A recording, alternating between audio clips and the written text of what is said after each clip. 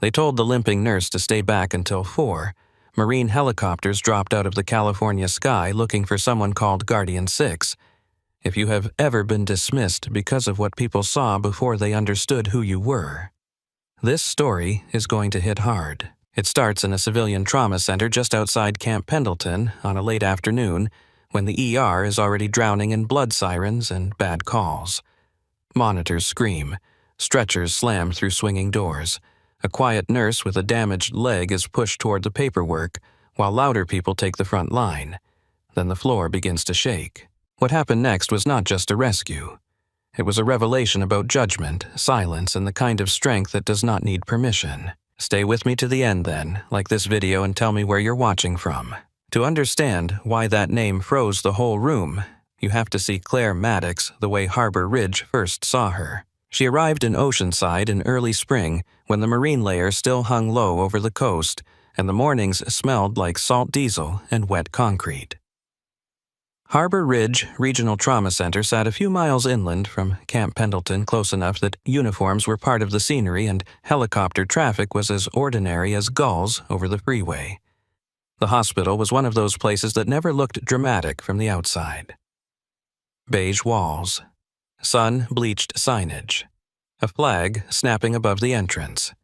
Families carrying paper cups and fear through automatic doors that opened for everyone the same way no matter what kind of day they were walking into.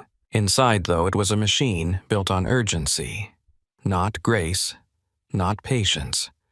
Urgency. The emergency department lived under fluorescent light and artificial cold. The floors were polished so hard they reflected shoes, gurney wheels, and every drop of blood no one had time to notice until later. The air held a permanent blend of antiseptic old coffee-rubbing alcohol sweat printer toner and the metallic scent that never fully left a trauma center no matter how often the floors were mopped. Claire came in on a Monday just before shift change with one duffel bag, one sealed personnel folder, and the kind of quiet that made loud people instantly suspicious. She was in her early 30s then, though there was something in her face that made age hard to pin down. Her eyes were pale gray and some light blue in others, and they moved with the habit of counting things before she seemed to realize she was doing it. Doors, exits, hands, equipment, space between beds. She wore navy scrubs, no jewelry except a plain chain under her collar, and a black watch on her wrist that looked more durable than expensive. Her hair was pulled back tight, not in a stylish way, but in the practical way of someone who never wanted to think about it once the day began. And then there was the limp, not dramatic, not severe, just enough to pull the eye. A slight hitch in the left side that became obvious on long walks down the corridor, or when she turned too quickly. The kind of limp people noticed first and remembered longest. In a place where speed was its own form of power, that one detail wrote half her reputation before she said a word. Brenda Pike noticed it immediately. Brenda was the charge nurse on most day shifts. A woman with clipped blonde hair, sharp shoulders, and a voice that could cut through monitor alarms. Family panic and physician ego without changing volume. She believed in order efficiency and the therapeutic value of moving faster than everyone else. She had worked emergency medicine for nearly 20 years and wore exhaustion the way some people wore perfume. It followed her, but she had stopped caring who noticed. She stood at the desk flipping through Claire's paperwork, while a resident trailed behind her asking questions nobody had time to answer. Claire Maddox Brenda said, pronouncing the name like she was testing its weight. Transfer from Colorado. Trauma experience. Critical care certification. Prior military service. She looked up. What kind of military service? Claire did not rush the answer. Medical. Brenda waited for more. When none came, she gave a small humorless smile. That narrows it down. Claire only nodded. That was the first thing Harbor Ridge learned about her. She did not fill silence just because someone expected her to. By lunch, the whole department had already started building a story around her. The stories varied in detail, but they all leaned in the same direction. Base clinic nurse. Stateside support. Maybe a reservist. Maybe a rehab case. Maybe someone solid enough for routine work, but not exactly built for the front line. The limp made the assumptions easy. Her quiet made them stick. The emergency department had a social ecosystem as rigid as any old hierarchy. Surgeons at the top if they were fast enough and lucky enough to avoid major mistakes. Senior nurses just beneath them if they controlled the floor and knew how to make the place move. Residents trying to survive.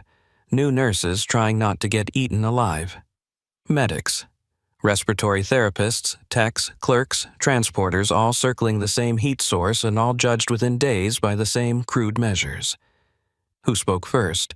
Who moved fastest? Who looked rattled? Who performed confidence well enough to keep everyone else from smelling doubt?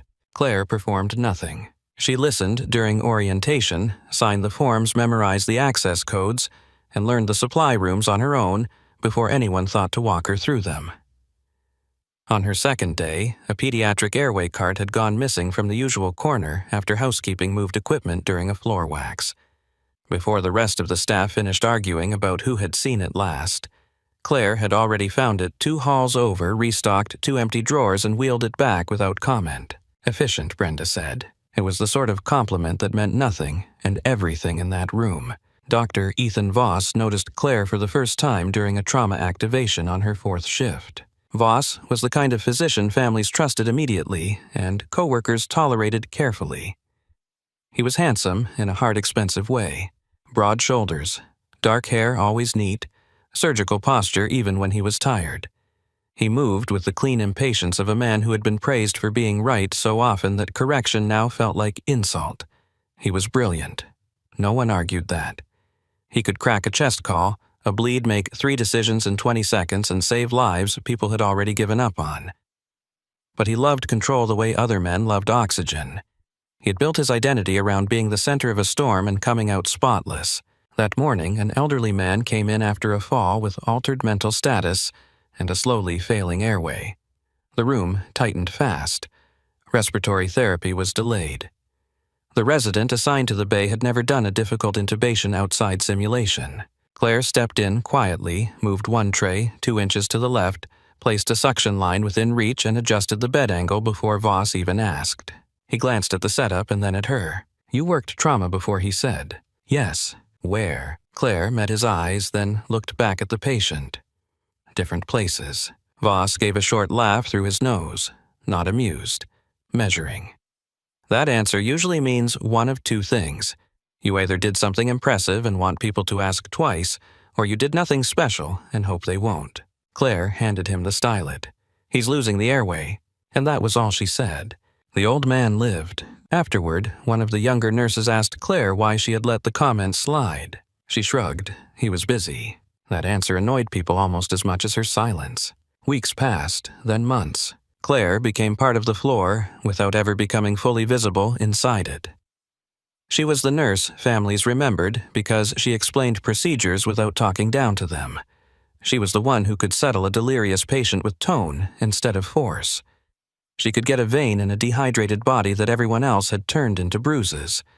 She could read the mood of a room the second she stepped inside it and somehow make it quieter without asking anyone to lower their voice. But hospitals are places where quiet competence can disappear inside louder theater. Brenda liked movement. Voss liked assertiveness. Several of the younger nurses liked anyone who looked exciting under pressure. Claire did not look exciting. She looked composed. She charted precisely. She restocked what she used. She stayed late when shifts collapsed and never announced the sacrifice. She took the rooms nobody wanted because the patients were combative, contagious, uninsured, or simply dying too slowly for anyone to feel heroic. More than once, she was pulled away from major traumas and assigned to intake overflow discharge paperwork or difficult family holds because Brenda considered those jobs lower risk for someone with a limp. "You're good with people," Brenda would say, handing her another stack of forms or another room full of tension. "And I need full mobility in the trauma bays." Claire never argued. She simply adjusted. That was the second thing Harbor Ridge misunderstood about her. They thought compliance meant limitation. They did not notice what she was doing while she adapted. She learned every physician's rhythm. Which resident looked at monitors too much? Which respiratory therapist rushed when she was nervous? Which tech needed direct instruction, and which one could be trusted with a glance? She learned where panic showed up first in each person. In some, it came as volume. In others, as jokes. In others, as false calm. She learned the sound of a blood pressure about to crash before the numbers dropped. She learned the difference between a family member who needed comfort and one who needed a wall between them and the treatment room before grief turned reckless. None of that came from classroom training. Some nights, when the traffic on Interstate 5 sent a distant wash of sirens through the loading bay, Claire would pause with a chart in her hand and listen a little too long. Not because the sound frightened her, because it woke up a part of her body that never really slept. There were traces of that older life, if someone cared enough to assemble them. The scar on the inside of her wrist was not surgical. It looked more like she had once caught herself against torn metal.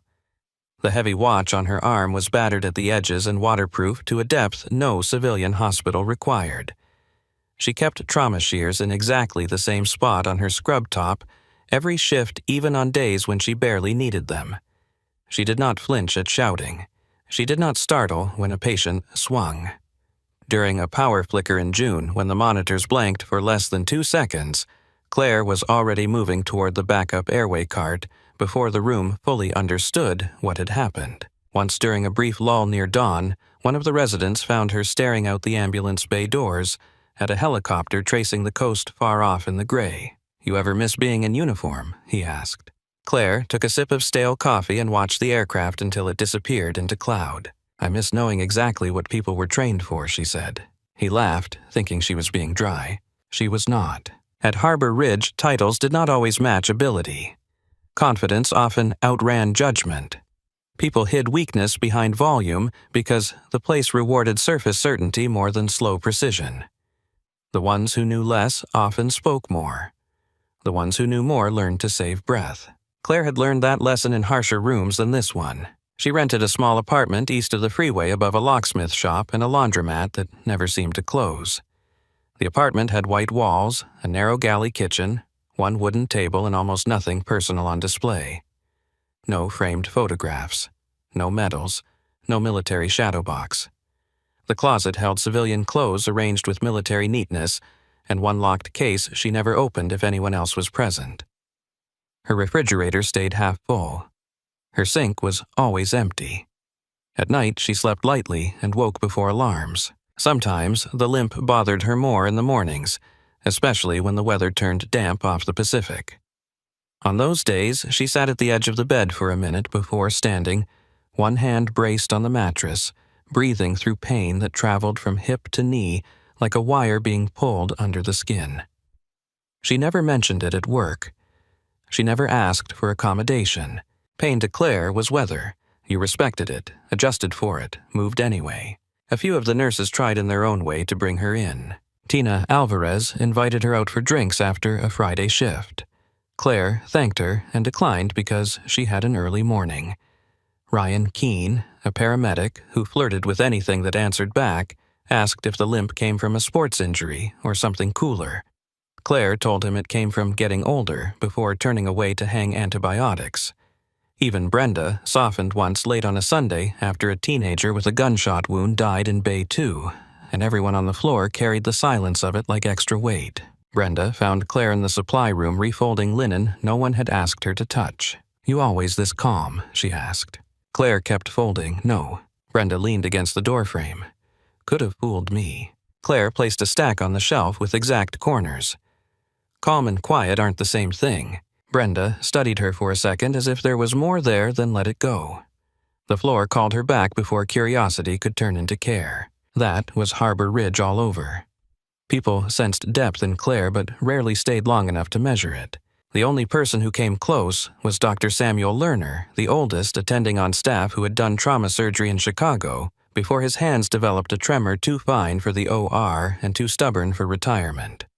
He worked limited shifts, mentored younger physicians, and had the irritating habit of seeing through performance. One afternoon, he watched Claire reset a splint on a biker with road rash and a fractured radius while 3 newer nurses stood by looking impressed. After the patient was sent for imaging, Lerner shuffled up beside her and said, "You were trained by people who expected precision under pressure." Claire glanced at him. "Most training expects that."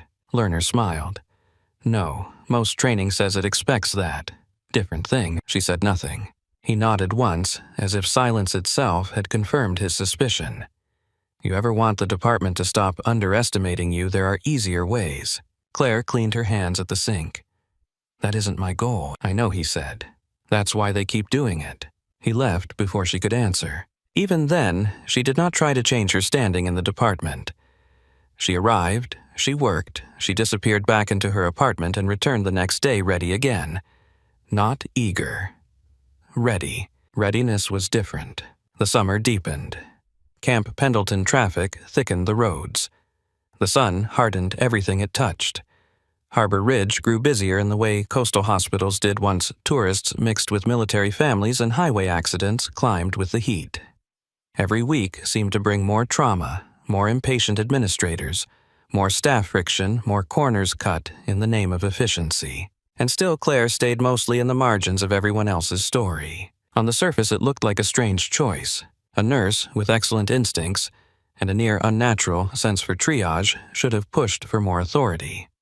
She could have chased leadership tracks, trauma committee certifications that came with better pay and more visible standing. She did none of it. She avoided attention with the discipline of someone who knew exactly what attention cost once it found you. Some of the staff mistook that for a lack of ambition. The truth sat much deeper. There were moments rare but real when the old world bled through. A helicopter once passed low over the hospital during a training route adjustment, and the sound hit the roof in a hard, familiar roll. 2 nurses at the desk barely looked up. Claire, standing with a medication tray in hand, went still so suddenly that the plastic cups rattled against each other. Not fear. Calculation. Listening. Counting.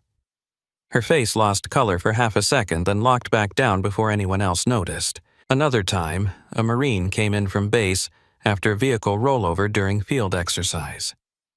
He had sand ground into his scalp laceration, and the same brand of dust in the seams of his uniform that did not come from California. Claire cleaned the wound, asked 3 questions about his level of pain, then paused when she saw the patch on his sleeve. Her fingers tightened imperceptibly around the gauze. "You deployed with the 24th, she asked. The Marine blinked at her. "Yes, ma'am." Claire nodded and finished the dressing. He looked at her watch, then at the way she tied the bandage. Something almost like recognition crossed his face, but it passed before it could become words. People think secrets always look dramatic. They do not.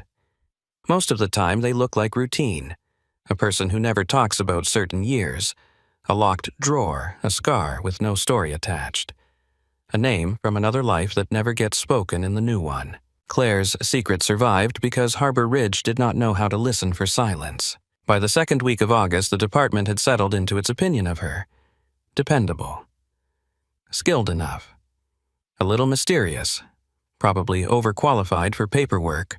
Underqualified for a full-speed trauma surge.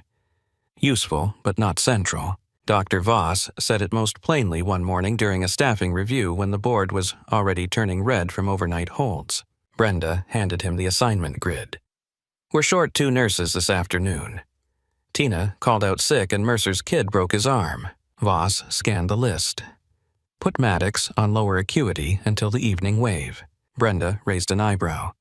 "She can handle more than splints and charting." "I didn't say she couldn't handle it," Voss replied. "I said I want mobility in the primary bays. This place gets ugly fast, and I'm not interested in discovering her limit in the middle of a collapse." Brenda looked down at the sheet again. Fair. Claire was close enough to hear every word. She did not react. She simply signed for narcotics, checked the crash cart, and walked away with her same measured gait, leaving both of them with the comfortable illusion that their assessment had landed nowhere important. Inside, though, she marked it. Not because it hurt, because information mattered. Now, she knew exactly where Dr. Voss would place her when pressure rose, not beside the worst injuries. Not where decisions turned sharpest. On the edges. On support. Away from the center of the storm. That was useful to know. The Tuesday it all happened started hot, bright and ordinary, in the cruel way certain days begin before they split open. The ocean haze had burned off by 9. By noon, the parking lot shimmered. Families came in with fevers, heat exhaustion falls, chest pain, broken wrists from skateboard parks, an elderly man with slurred speech, a toddler who swallowed a coin, and 2 Marines with dehydration after field conditioning. Claire moved from room to room in that calm, exact rhythm the staff no longer noticed because they had filed it away as background. At 1:30, she caught a potassium error before it reached a patient. At 2:10, she saw a silent drop in oxygen saturation on an elderly woman before the monitor alarm sounded. At 2:40, she talked a panicked wife through the first 10 minutes of her husband's stroke workup, while Brenda rerouted beds and Voss cursed at radiology over a delayed scan. At 3:15, one of the newer nurses cracked under pressure and burst into tears in the med room after missing an IV twice on a child with bad veins.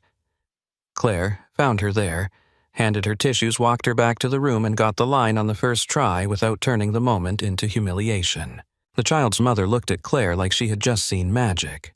Claire only smiled with one corner of her mouth.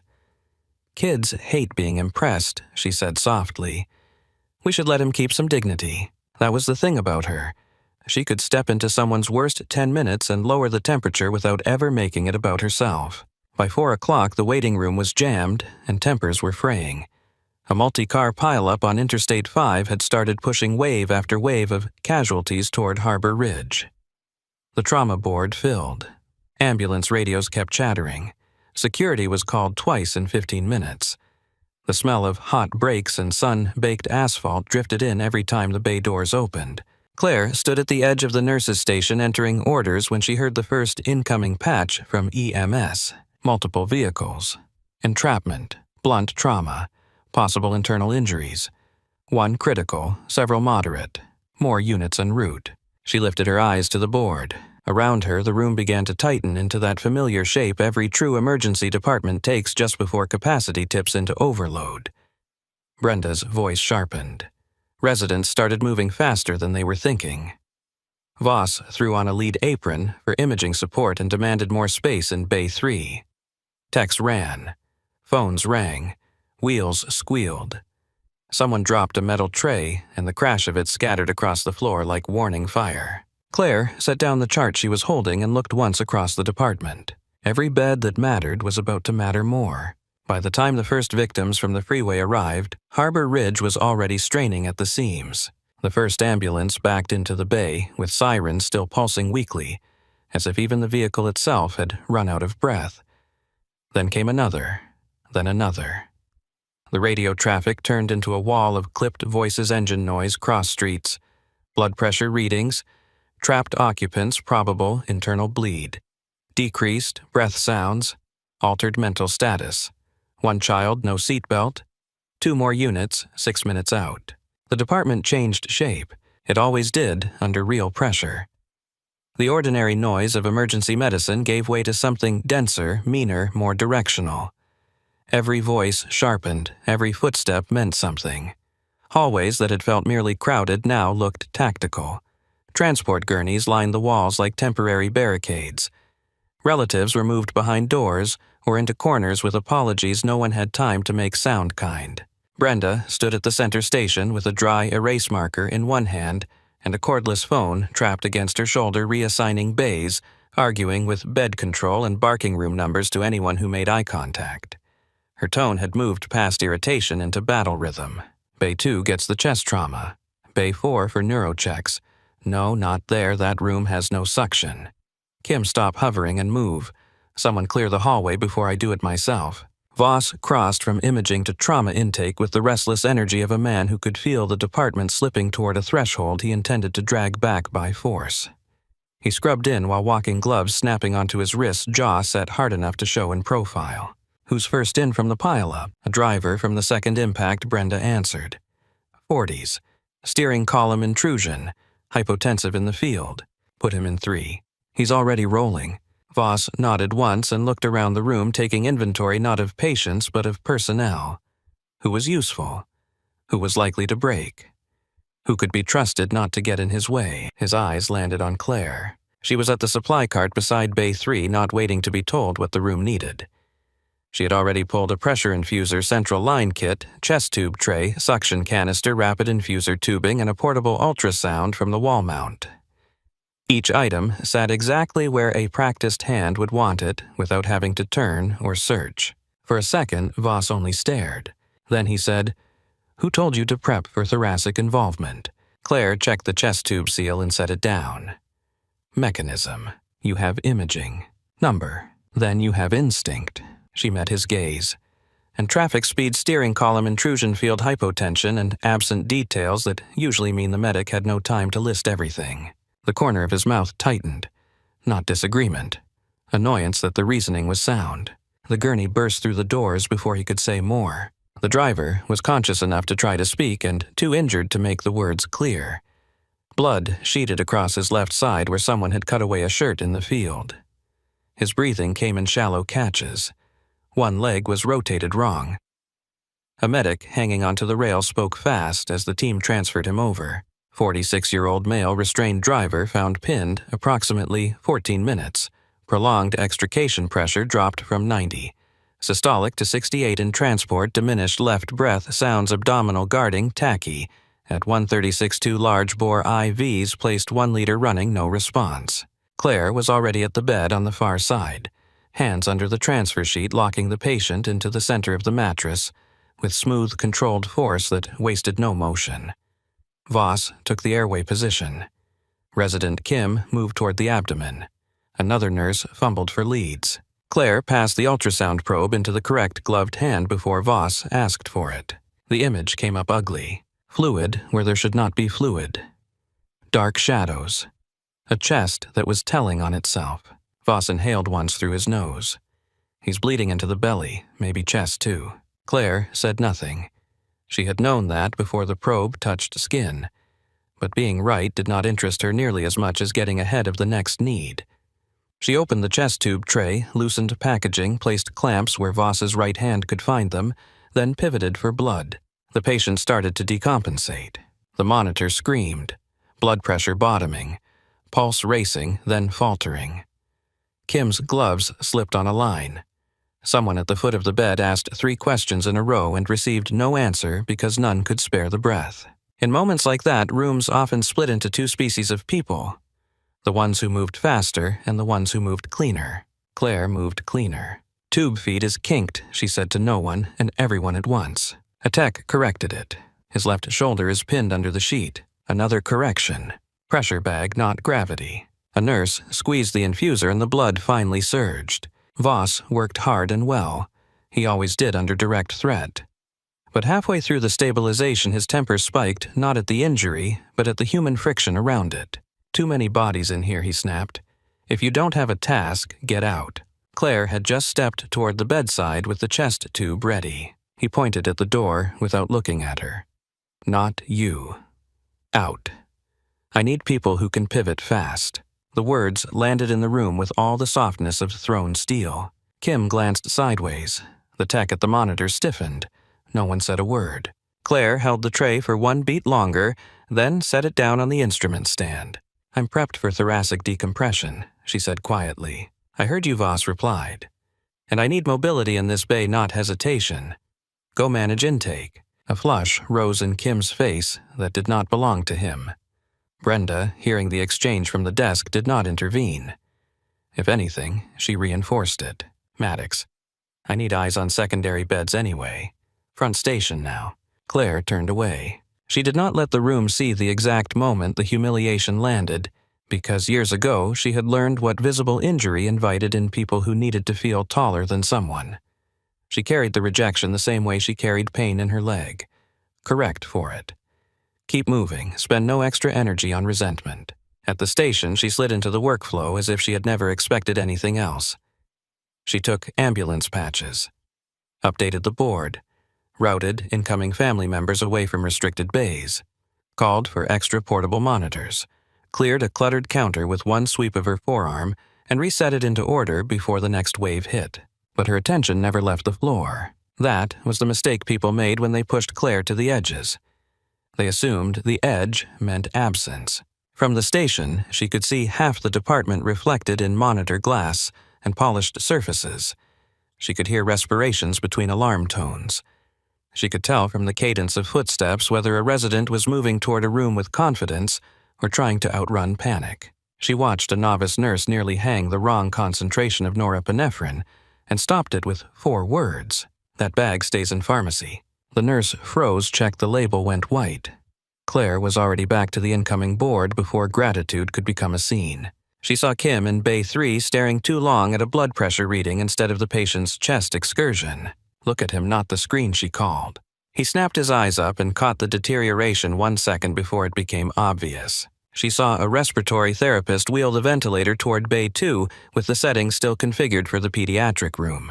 Adult preset, Claire said. No accusation, just a correction laid down clean enough to use. The therapist changed it and kept moving.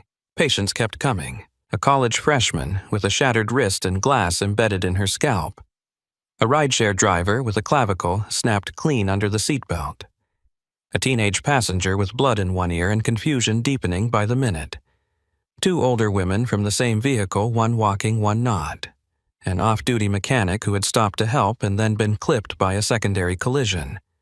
A toddler, sticky with juice and dust, who had not been in the pileup at all but arrived with a fever no one had time to care about until they did. The waiting room swelled. People stood because the chairs were full. Security officers tried to sound calm while telling families there would be delays. Someone started praying in Spanish near the vending machines. Somewhere behind closed curtains, a man was vomiting from pain and fear in equal measure. Brenda moved faster. Faster than safe, maybe. Faster than kind, for sure. Who has Hall 7? I do, said Tina. Not anymore. Take Bay 1. Maddox.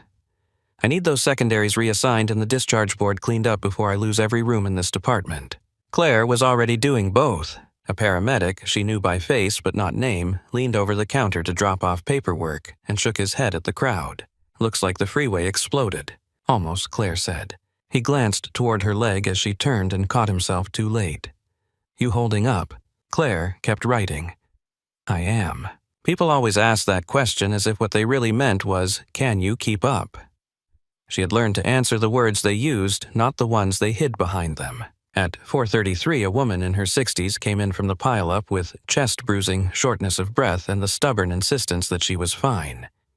Claire met the gurney at triage and took one look at the woman's skin tone, one at the seatbelt mark, and one at the way she guarded the right side of her chest. She goes back now, Claire said. The triage nurse frowned. Her pressure's stable, for the moment. The woman's daughter started to protest.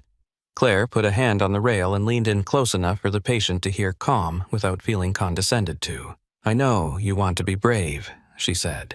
Right now, I need you to be honest.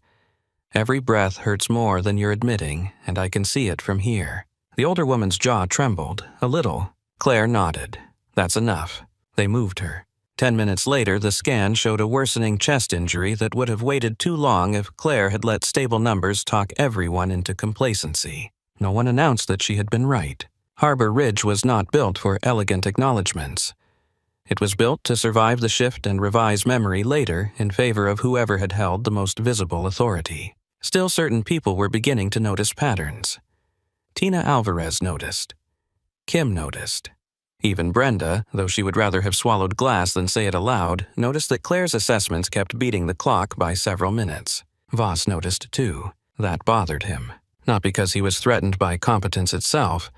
He respected skill when it arrived in forms he recognized. He disliked Claire because she disrupted his internal math. She did not seek status. She did not angle for praise. She did not challenge him publicly. Yet, she kept being correct in ways that could not be dismissed as luck. And, because she delivered those corrections without drama, they lingered longer. He could not even resent her properly in the moment. The resentment had to ripen after. Near 5 o'clock, a young man from the pileup crashed hard in Bay 4 after compensating far too well for far too long. Voss was tied up finishing a stabilization in 3, so Brenda pushed Kim and another resident forward, while she shouted for available hands. Claire was closest. She entered the room before anyone could stop her, cutting the patient's shirt fully open, while the resident tried to remember the sequence of priorities. The young man's skin had gone the color of wet paper. His pulse thudded high and weak under her fingers. Abdomen's tightening, Claire said. He's dropping. Kim arrived breathless with the resident behind him. Where's Voss? In 3, Brenda answered from the doorway. He's got another critical. We hold this one until he can break. The resident swallowed visibly. I can start the line. Claire looked up. Then start it. He did. Missed once. Claire handed him a longer catheter without comment. Missed again. The patient groaned and tried to turn away. The resident's face went red above his mask. Claire stepped in. "Give me your tape." He stared at her. "Now." He passed it over. Claire leaned close to the patient and lowered her voice. "Listen to me. I need your arm still for 5 seconds. I know it hurts. I know you're scared. Look at me anyway." The patient did. Her fingers found the vein almost invisibly, not by sight, so much as by memory of thousands of similar bodies under stress. Needle in. Etauche. Theta advanced. Secured.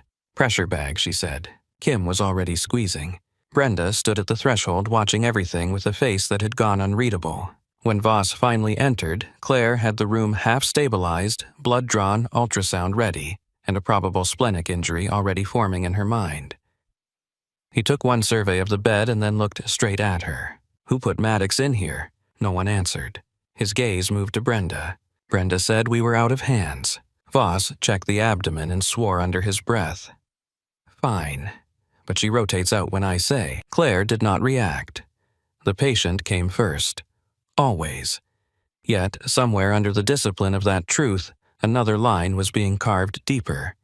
Useful in the moment, disposable in the hierarchy. Trusted with the work, not the standing. Good enough to help when collapse was already underway, not good enough to be treated as central before it. She had seen that logic before in other systems, harsher ones. The shift dragged on. Daylight outside the ambulance bay went from white to yellow, but inside the department time existed only in monitor rhythms and paperwork timestamps. Claire charted, moved, reassigned, reassessed. She drank half a cup of coffee that had gone cold, then forgot where she left it. Her leg ached more as the hours stacked the old injury, waking up with every pivot and long corridor turn. She adjusted for it unconsciously, shortening one stride, protecting her center of gravity, never slowing enough for anyone to call attention to it. At 5:20, a family member took a swing at a security officer after being denied access to a trauma room. At 5:26, the lab called to say blood products were moving slower because another department had triggered a surge request. At 5:31, an elderly man in observation suddenly stopped making sense mid-sentence, his pupils changing just enough for Claire to catch it across the hall. "Stroke alert," she said before the nurse assigned to him even turned around. At 5:38, one of the EMS crews radioed in from the freeway shoulder with a final update on the pile-up response. No more major entrapped victims. Secondary units clearing. Harbor Ridge could start digging out. The whole department felt the possibility of breathing again. Not relief. Not exactly. Just the first hint that the wave might finally be cresting instead of rising. Brenda exhaled through her nose and rubbed the bridge of it with 2 gloved fingers. "All right," she said to no one in particular. "We survive the next 30 minutes, and maybe no one dies in the hallway." "That is a terrible metric," Tina muttered. "It is the only one I have left," Brenda replied. There was strained laughter, brief, necessary. Voss stepped out of Bay 3 with blood on his gown and fatigue cutting through the edges of his usual control. He stripped one glove off with his teeth, scanned the board, and pointed at Claire again. "Maddox. I need bed turnover on the lower acuity rooms. We've got paperwork stacked and nowhere to put anyone. Clear what you can." Claire looked at him, then at Bay 3 behind him, where instruments still sat out, and the smell of iron was thick in the air. "Those rooms are already moving. Then move them faster." She held his gaze for one beat. Not defiance.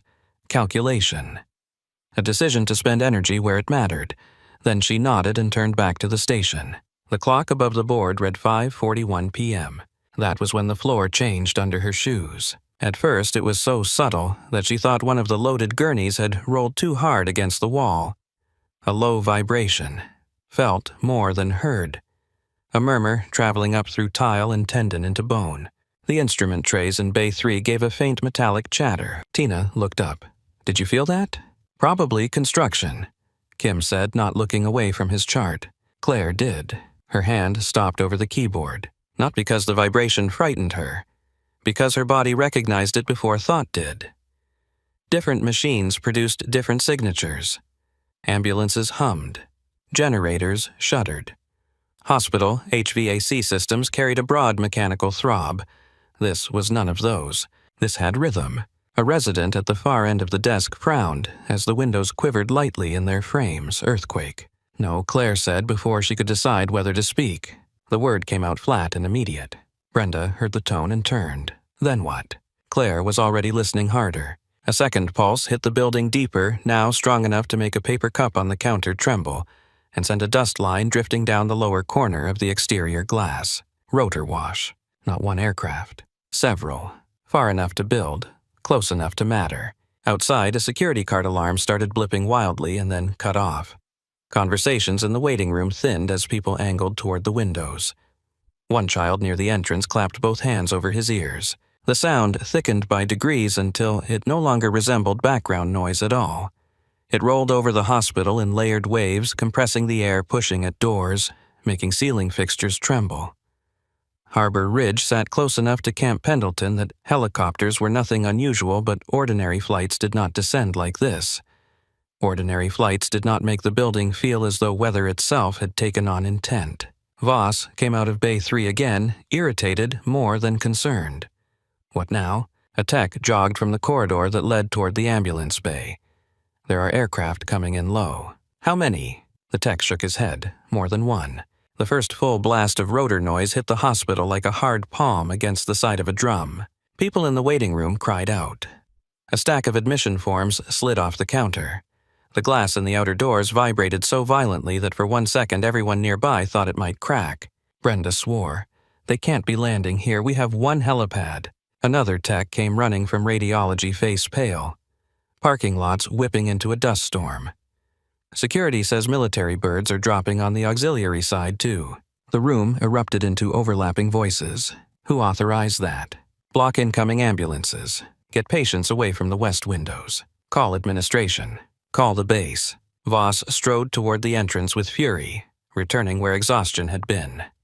This is a civilian trauma center, not an air assault zone. Claire did not move. She stood absolutely still behind the station, one hand resting on the counter, eyes fixed not on the doors, but somewhere beyond them as the sound drilled through steel, concrete, and memory.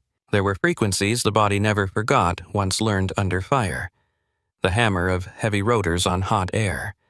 The pulse pattern of aircraft arriving loaded and urgent. The difference between transport and extraction. The difference between routine and desperation. No one around her could hear that distinction yet. She could. The downwash outside intensified. Somewhere in the lot, a metal sign tore free and clanged across pavement. Through the narrow window in the hall door, dust and loose papers spun in violent circles under a brown evening sky gone suddenly hostile. The lights flickered once, then stabilized. Every face in the department turned toward the entrance. The automatic doors at the far end of the corridor opened shut. Opened again against pressure they had not been built to handle. Security officers shouted over each other. A voice on the overhead system tried to announce a lockdown on one wing and got swallowed by the noise before the sentence finished. Voss planted himself in the middle of the hallway surgeon's authority, fully rearmed. No one comes through those doors without clearing with this department first. It was a ridiculous sentence the second he said it. The kind people use when they can feel control leaving and hope language might pin it down a second longer. Claire looked at the clock. 5:46 p.m. Then she looked at the blood tray beside Bay 3, then at the ambulance doors. Her breathing slowed, not from calm, from preparation. Somewhere outside, engines wound down just enough for boots and shouted commands to become audible through the glass. Quick movement. Heavy gear. No confusion in it. Just urgency sharpened into function. Tina came up beside Claire without realizing she was doing it and whispered, "Do you know what this is?" Claire kept her eyes on the entrance. Yes, that single word did more to chill Tina than the rotor noise, because Claire had not said it with uncertainty. She had said it the way someone identifies a storm that has already taken shape on the horizon. The hallway doors crashed open so hard they struck the wall and rebounded, and all the air in Harbor Ridge seemed to turn toward whoever had just come in. The first man, through the doors, wore a marine flight suit darkened with sweat at the spine and dust at the knees. He was tall, broad, through the chest and moving with the kind of speed that did not waste itself on panic, because it had lived too long inside command. His face was cut hard by the light above the corridor, close, cropped hair silvering at the temples, jaw locked, eyes scanning so fast it almost did not look human. Behind him came 2 corpsmen and a flight medic pushing a transport litter built for violence instead of comfort. The wheels rattled over the threshold and hit the polished floor with a rough metallic scream. The casualty on the litter was wrapped in tan thermal blankets and torn combat uniform cut open from collar to belt. Blood had soaked through at the left flank, the lower abdomen, and somewhere beneath the chest wrap, where a dressing had already gone dark and failed. A portable monitor rode with him, numbers flickering in bad patterns across the screen. An IV line hung from a pressure bag squeezed under one corpsman's arm.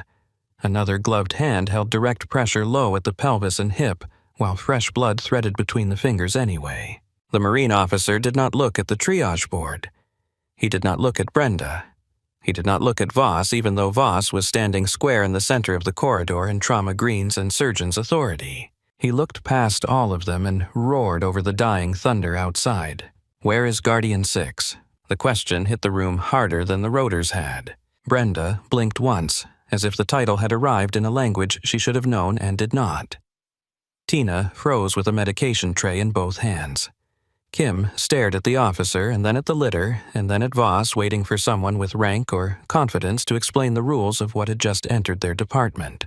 Voss stepped forward first. "I'm Dr. Ethan Voss, lead trauma surgeon here. If you have critical casualties, you brief me now." The officer finally looked at him. There was no arrogance in the stare, no challenge for its own sake. Only the exhausted violence of urgency with nowhere left to spend itself.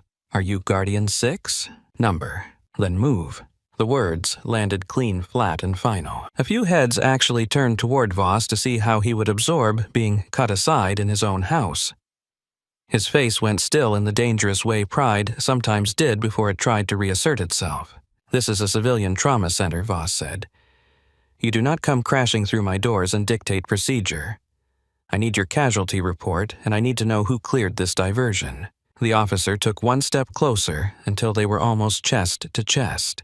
Camp Pendleton training structure collapsed during live urban breach simulation. Progressive internal failures after secondary fragmentation. Naval Hospital lost operative intake 30 minutes ago. We diverted because our first window closed and the second one is bleeding out on this floor.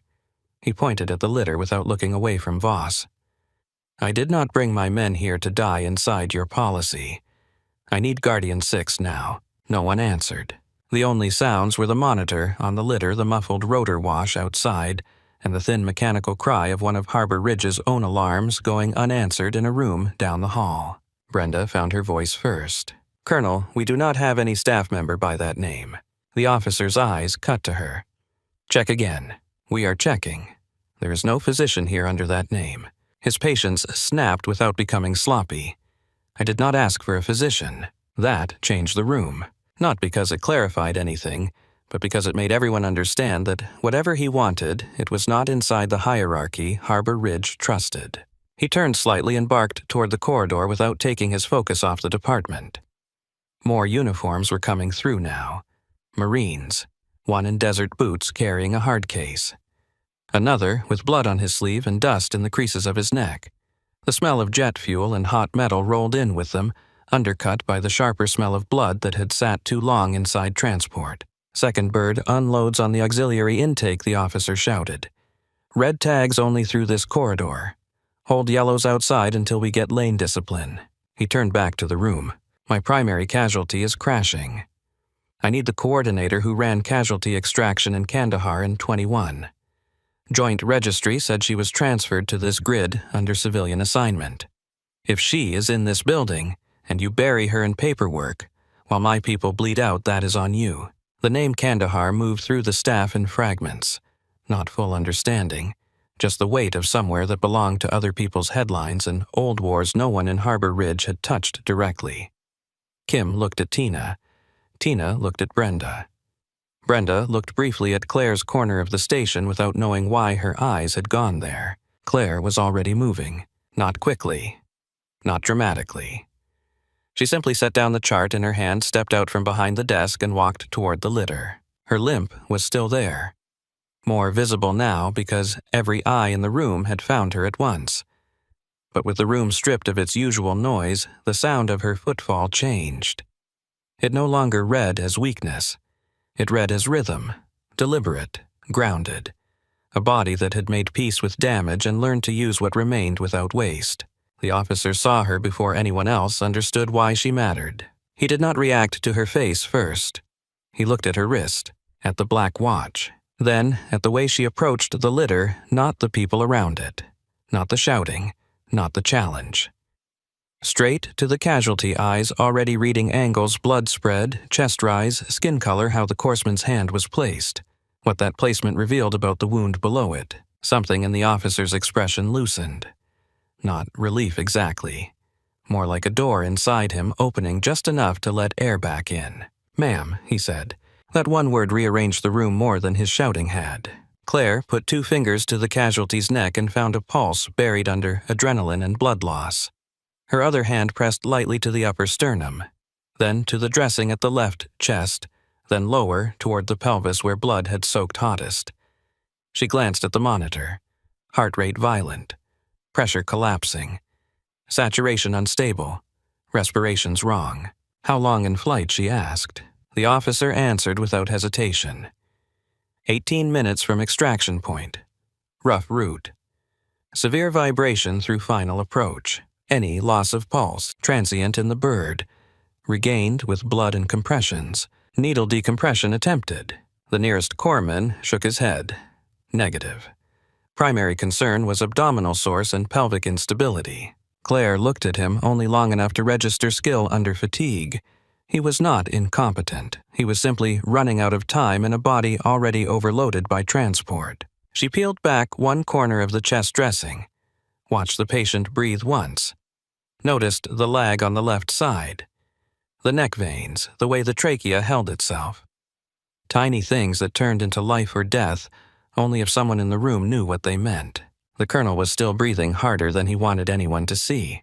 Voss took a step toward them, anger wrestling with confusion. Maddox step away from that patient. Claire did not even turn. "What's his mechanism?" she asked. The officer answered her, not Voss. Collapse during structural breach. Secondary fragmentation from support failure.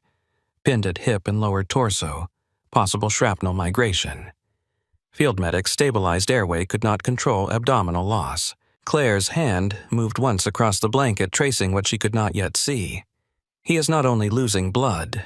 Voss looked between them, disbelief surfacing now because disbelief was easier than instant surrender. "Colonel, this is one of my nurses." The officer finally turned back to him, and when he spoke, his voice had dropped from command volume into something colder. "Doctor, this is the woman I asked for." Silence spread outward from that sentence. The corpsman at the rail swallowed hard, staring at Claire with open recognition now. He was younger than the officer, maybe late 20s, and looked as though he had just found a name from stories standing in front of him in civilian scrubs. The flight medic beside him shifted his grip on the pressure bag and said quietly, almost to himself, Guardian 6. Kim actually laughed once under his breath because shock sometimes reached for the wrong exit. Then he stopped when nobody else joined him. Brenda stepped forward, Claire. Only then did Claire look up. The room saw something new in her face.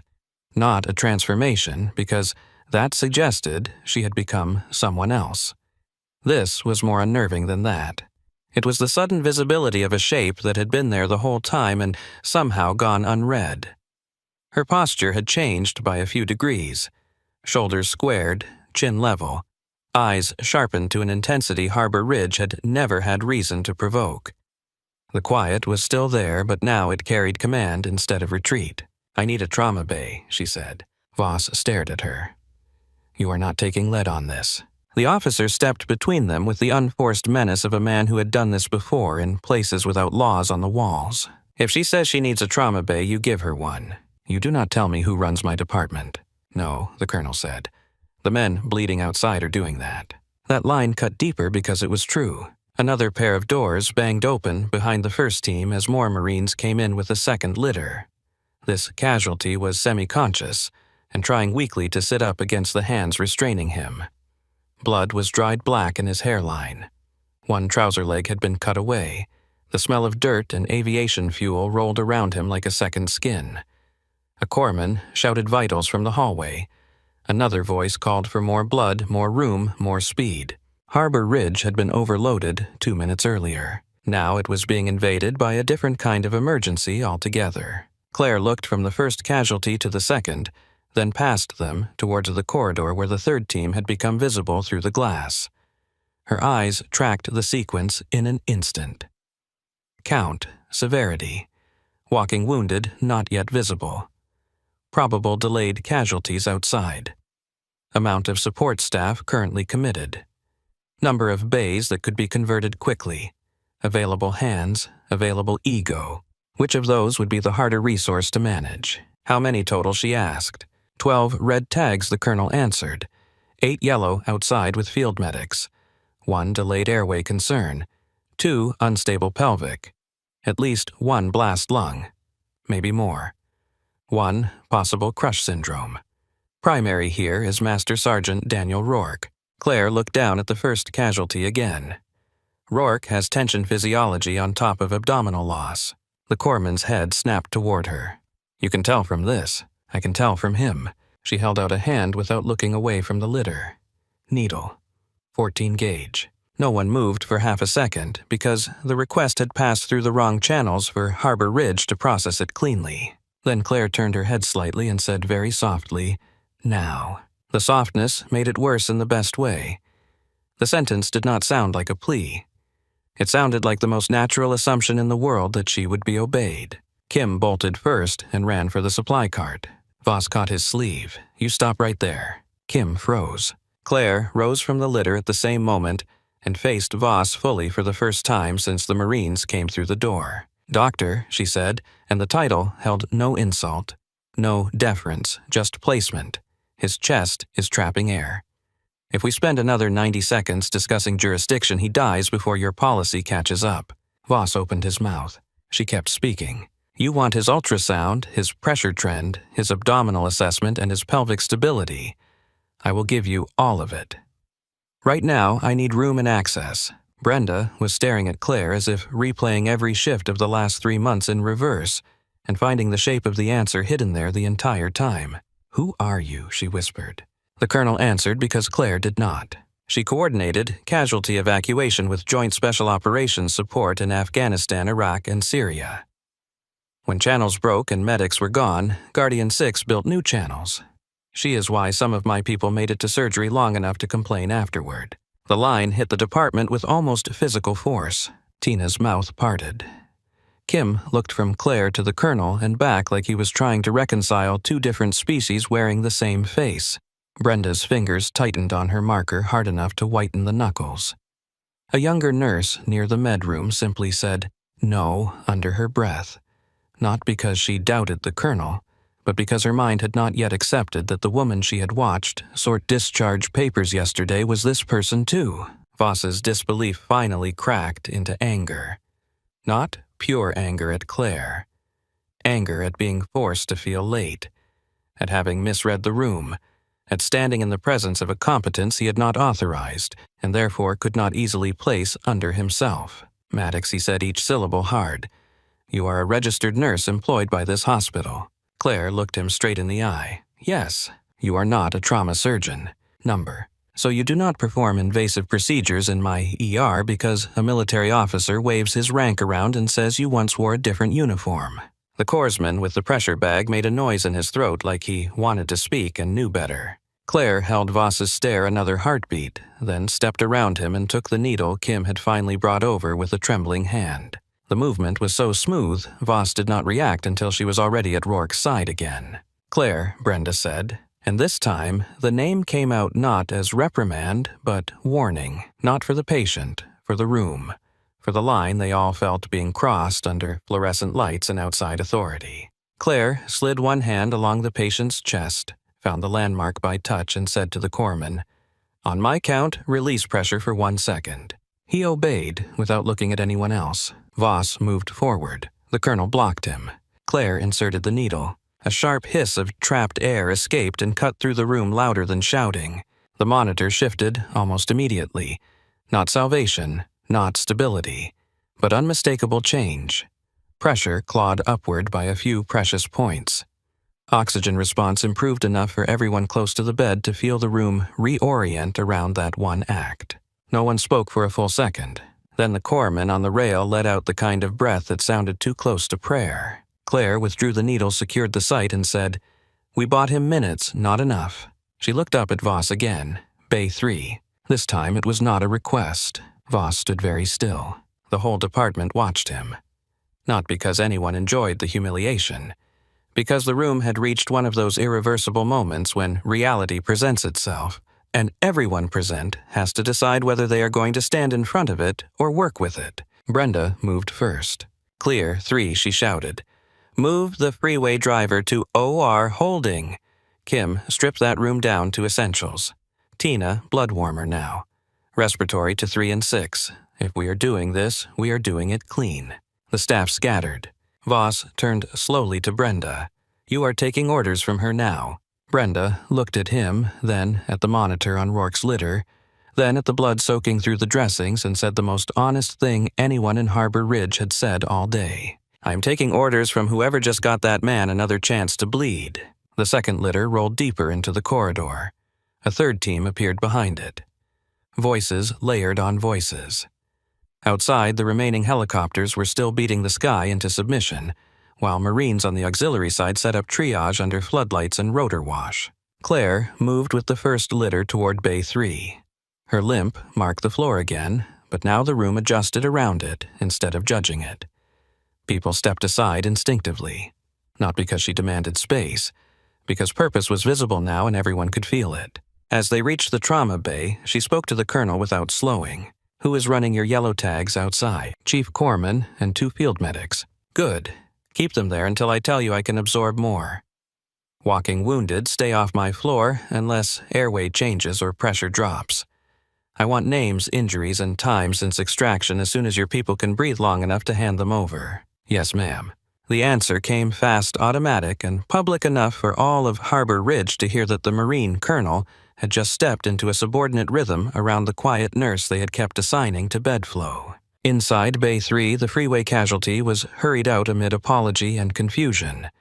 Fresh linen went on the bed. Instruments changed. Monitors reset.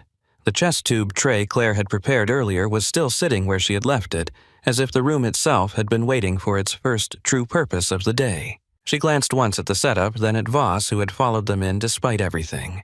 "You know abdominal control better than anyone here," she said. He looked at her, caught off guard by the sentence because it was not a challenge, not a victory lap, simply operational truth. "Then use it," she added.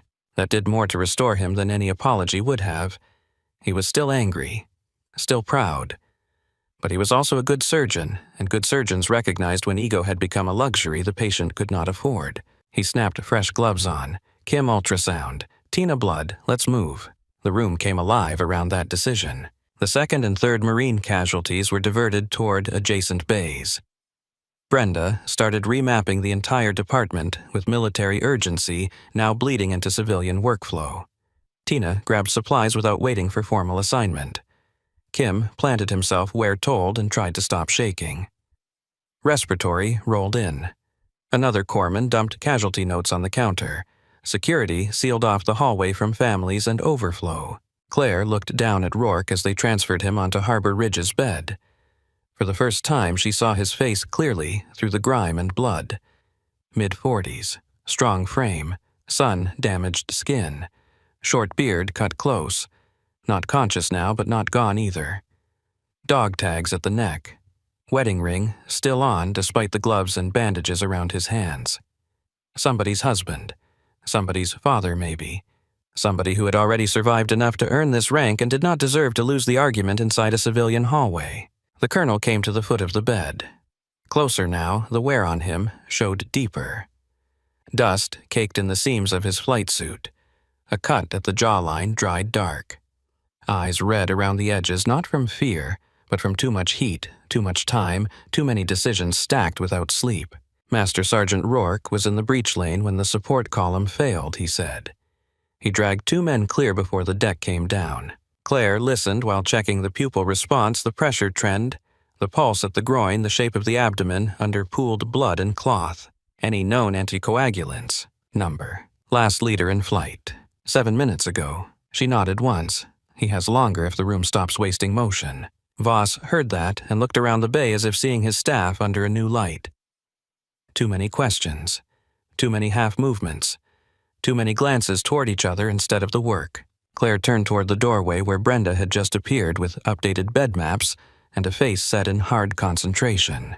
How many immediate bays can you free in the next 5 minutes? Brenda looked at the board in her hand. 3 if I cannibalize observation. 4 if I make enemies. Make enemies. Brenda did not hesitate. Done. Claire nodded. Lobby becomes delayed holding for yellow tags. Pull every portable monitor and blood pressure cuff you can steal without killing another floor. No one with a useful license stands idle. If they can chart later, they can move now. Brenda absorbed the instruction exactly the way the Marines had. Straight into action. Voss stared at Claire again. The resistance had not left him completely. Men like him did not surrender old maps in 1 minute. But something in his face had shifted from dismissal to unwilling respect. He spoke low enough that only she and the colonel heard him. Guardian 6. Claire adjusted the chest dressing with blood-slick fingers. That is not my name here. No, Voss said, looking at her like the answer had finally cost him something. But it is yours to them. Claire did not answer. Another casualty screamed in Bay 6. A Marine somewhere in the corridor vomited from pain and concussion. Brenda shouted for transport. Tina called for more saline. The overhead speaker tried and failed to sound orderly while the department became something it had not been an hour earlier. Not just overloaded, activated. The colonel watched Claire for 1 more second and then said quietly, "We told the birds there was 1 chance if we made this grid." Claire met his eyes. "The bridge is still here," she said. Then she reached for the first pair of sterile gloves. Everything in Bay 3 narrowed around the sound. Latex snapping over skin.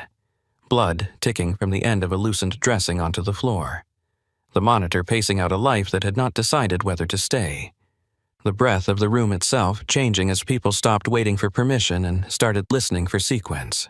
Claire stepped to the head of the bed and looked once at everyone inside the bay. Not to intimidate them, to place them. Voss at the patient's right with the best hands for abdominal control. Kim behind him, eager and frightened, in exactly the ratio that made young doctors dangerous if no one kept them pointed. Tina by the blood warmer, fast and reliable when her mind had a clear lane. Respiratory at the airway competent, but over-focused on numbers when stress got high.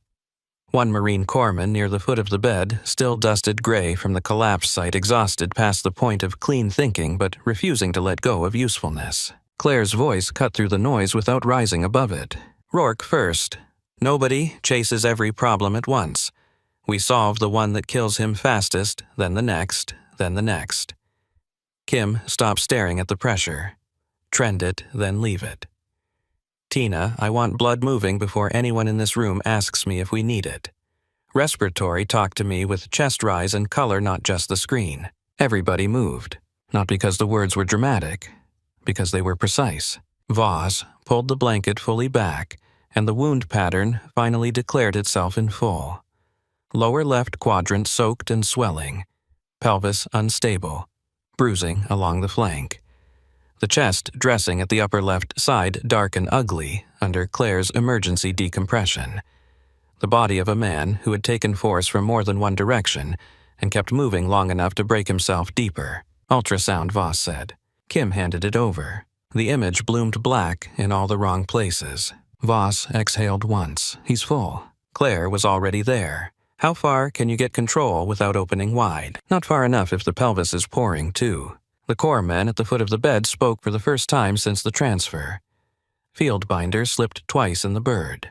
Claire looked at the angle of his hands, because his left hip is rotating under it. Tina, pelvic binder. Tight and high, not where he wants it, where his body hates it. Tina nodded and moved around the bed. Rourke groaned under the pressure as they reset the binder.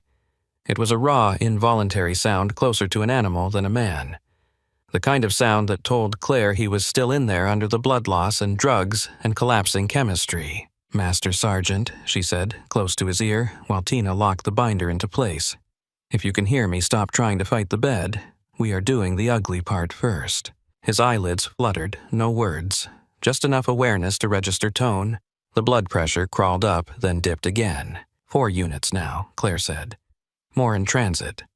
Massive transfusion if lab wants to argue. They already do, Tina muttered. Then let them argue while they send it. Outside Bay 3, the war spread fast. The second Marine casualty was pushed into Bay 5 with a probable blast lung and one pupil starting to wander. Bay 6 took an unstable pelvic crush with shrapnel fragments in the thigh and a crushed hand wrapped in field gauze. The auxiliary side of the hospital had become a rotor-blasted triage zone under Marine floodlights where yellow tag casualties sat on cots or against concrete barriers while corpsmen worked under the fading California sky. Brenda moved through the department with a new kind of velocity now. Less bark, more vector. She had stopped trying to preserve Harbor Ridge's normal shape and started cutting it into something the moment demanded. Observation rooms became overflow trauma holding. A consultation alcove became a supply cache. A family waiting section became delayed triage space with security standing guard at the threshold to keep grief from becoming obstruction. She passed the desk and snapped at a unit clerk. "I want every clipboard, every spare vitals card, every blanket warmer key. If another department complains, transfer them to me and I will personally stop caring." The clerk stared. Brenda pointed toward the phone. "Move." In Bay 3, Claire leaned over Rourke's chest and watched the ventilatory pattern with her own eyes instead of trusting the monitor to tell the whole truth. The decompression had bought them a little room, but not enough. He still had blood where blood did not belong and air where air would kill him. His neck veins had softened, but the pulse at his wrist still came and went like an indecisive tide. "Need chest tube," Voss said. Claire already had the tray open. "You place for me?" he asked. "Your room," she said. There was no point making the moment symbolic. The man had skill. Use the skill. Save the patient. Voss took the tube. Claire positioned the instrument's retractors and suction exactly where his hand would want them before his eyes had time to search. He cut, entered advanced. A dark rush followed blood and trapped air immediate and ugly. Rourke's pressure responded another few points. Kim stared at the monitor. "It's working." Claire did not look up. "Of course it is. Now do not waste the improvement." The words were blunt enough to make him flush and useful enough to steady him. He stepped in closer with the ultrasound and stopped shaking just long enough to be an asset. Voss worked lower fingers searching for the bleeding source through a field that was becoming more difficult by the second. He was good. Better than good. Once the room gave him a clear problem and fewer chances to posture, his mind turned sharp and surgical in the best sense of the word. "Retroperitoneal loss," he said. "Possible vessel injury. We need operative control." "No OR yet," Brenda called from the doorway. "One suite opening in 12, maybe 15. Naval transfer is dead. This building is it by yeah." Voss swore under his breath. Claire did quick math and hated every answer. 12 minutes could become forever inside a body like this. She moved to the left groin, checked distal pulse, then traced the line of swelling higher. The binder had helped, but not enough. Internal loss was still winning. "His femoral root is compromised," she said. Voss glanced up. "You can tell that through the pelvis. I can tell that from the leg cooling before the rest of him does." He checked and felt it, too. The difference was there now that someone had named it. "If the vessel is shredded, we bridge, or he empties," Claire said. "That bridge belongs in vascular, not in ER bay." She met his eyes. "Then call them and ask if they can arrive before he dies." Voss did not answer because he knew the answer. Another alarm sounded in Bay 5. Someone shouted for oxygen. A Marine in the corridor cursed through clenched teeth as corpsmen repositioned him on a cot. The department had become one long chord of pain and command and equipment noise, but Bay 3 held its own silence at the center. Not absence of sound. A different kind of quiet. The quiet of people committing to one problem with all available skill. Claire stripped open a sterile packet and looked at Tina. "I need tubing clamps and every shunt compatible with field diameter. If the kit says vascular, take it. If it says experimental, take it faster."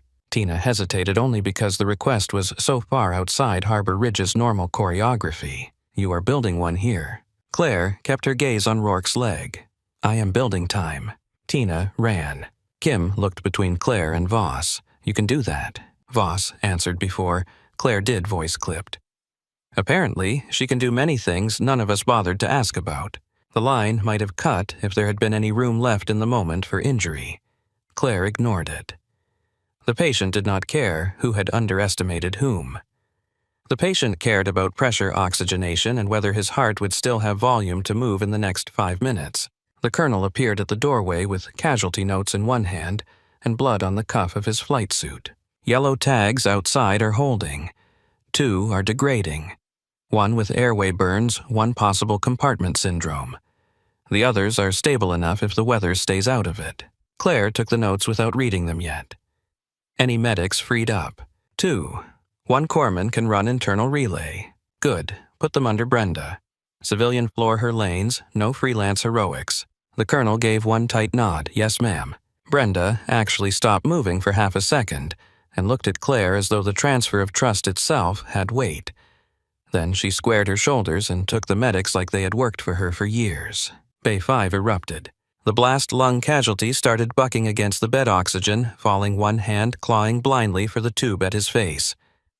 Kim half turned toward the sound torn. Claire did not even look up.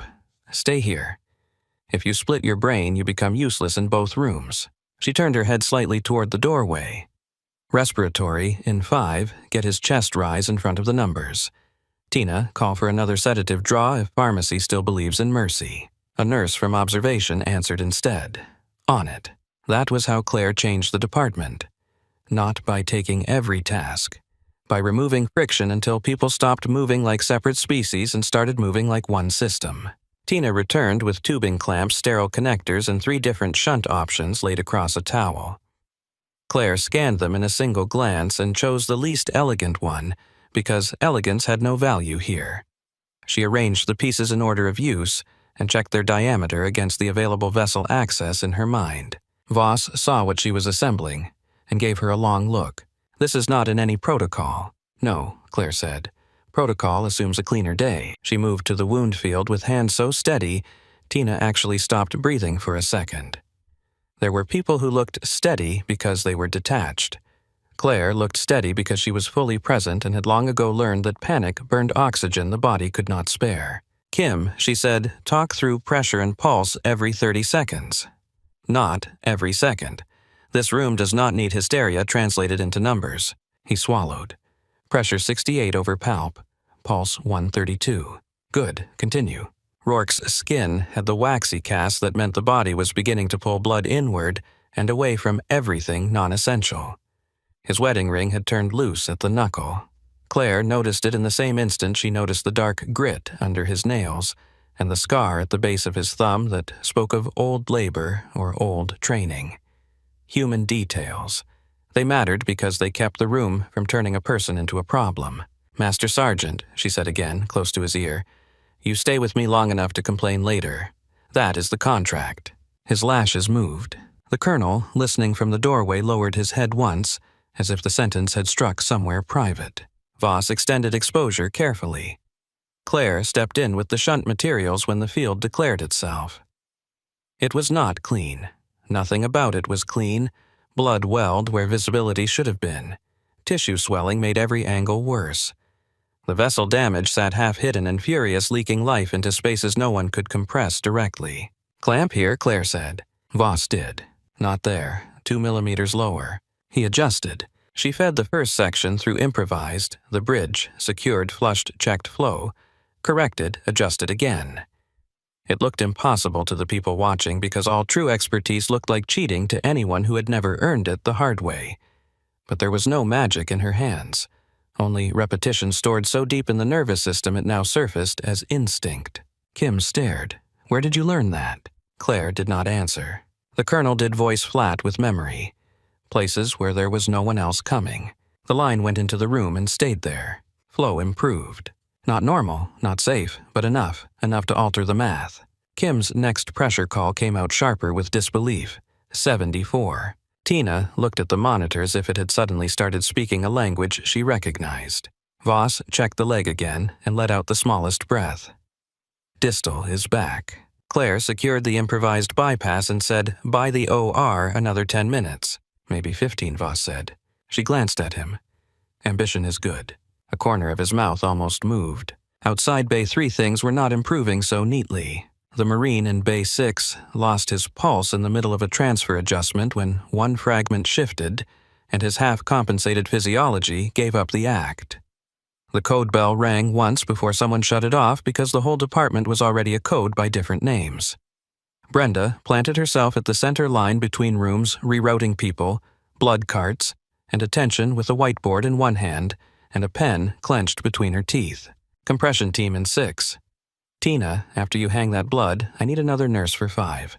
Kim stays where he is. No, not you. I need someone who can tell a vent from a blanket warmer. Move. A civilian tech with no military background found himself shoulder to shoulder with a Navy corpsman in a hallway passing gauze suction canisters and urine bags like they had rehearsed it together. A respiratory therapist from pediatric floor arrived, still wearing cartoon scrub caps, and went straight into the blast injury bay without asking permission, because at some point the department had ceased being territorial and become merely hungry for competent hands. Claire stepped out of Bay 3 for the first time since Rourke came in. The room did not want to let her go. Tina looked up instantly. Voss half-turned. Even the colonel's posture changed as if he expected she might vanish if he lost sight of her. "I'm not leaving," Claire said before anyone spoke. "I am checking the floor." Then she was gone into the corridor. The sight of the department almost stopped time, not because it was worse than she expected, because it was exactly as bad as her body had predicted when the rotors first hit the roof. Civilian medicine under sudden combat-style mass casualty strain. Too many high-acuity injuries arriving in a building organized for linear crises, not layered ones. Too much emotion and not enough lane discipline. Plenty of talent. Insufficient central coordination. Strong personalities colliding where sequence should have governed. She fixed the first 4 failures in less than 20 seconds. A yellow tag Marine with facial burns was sitting too close to the red intake lane and pulling staff focus every time he coughed. Claire moved him to delayed airway monitoring and assigned a corpsman to him with strict escalation criteria. A civilian nurse in 5 was narrating every oxygen drop out loud, poisoning the room with her own panic. Claire took her by the shoulder, lowered her voice and said, "You talk when your words improve the next action, not before." The nurse shut up and got better instantly. A blood cooler was parked 10 feet too far from the main flow path, forcing every runner to waste time detouring around a cart. Claire shoved it into the correct lane herself. A family member from the freeway pileup had slipped past security and was trying to push into the trauma corridor after hearing helicopters and imagining the worst. Claire intercepted him with 2 hands on his shoulders and eyes that did not blink. "Your wife is alive.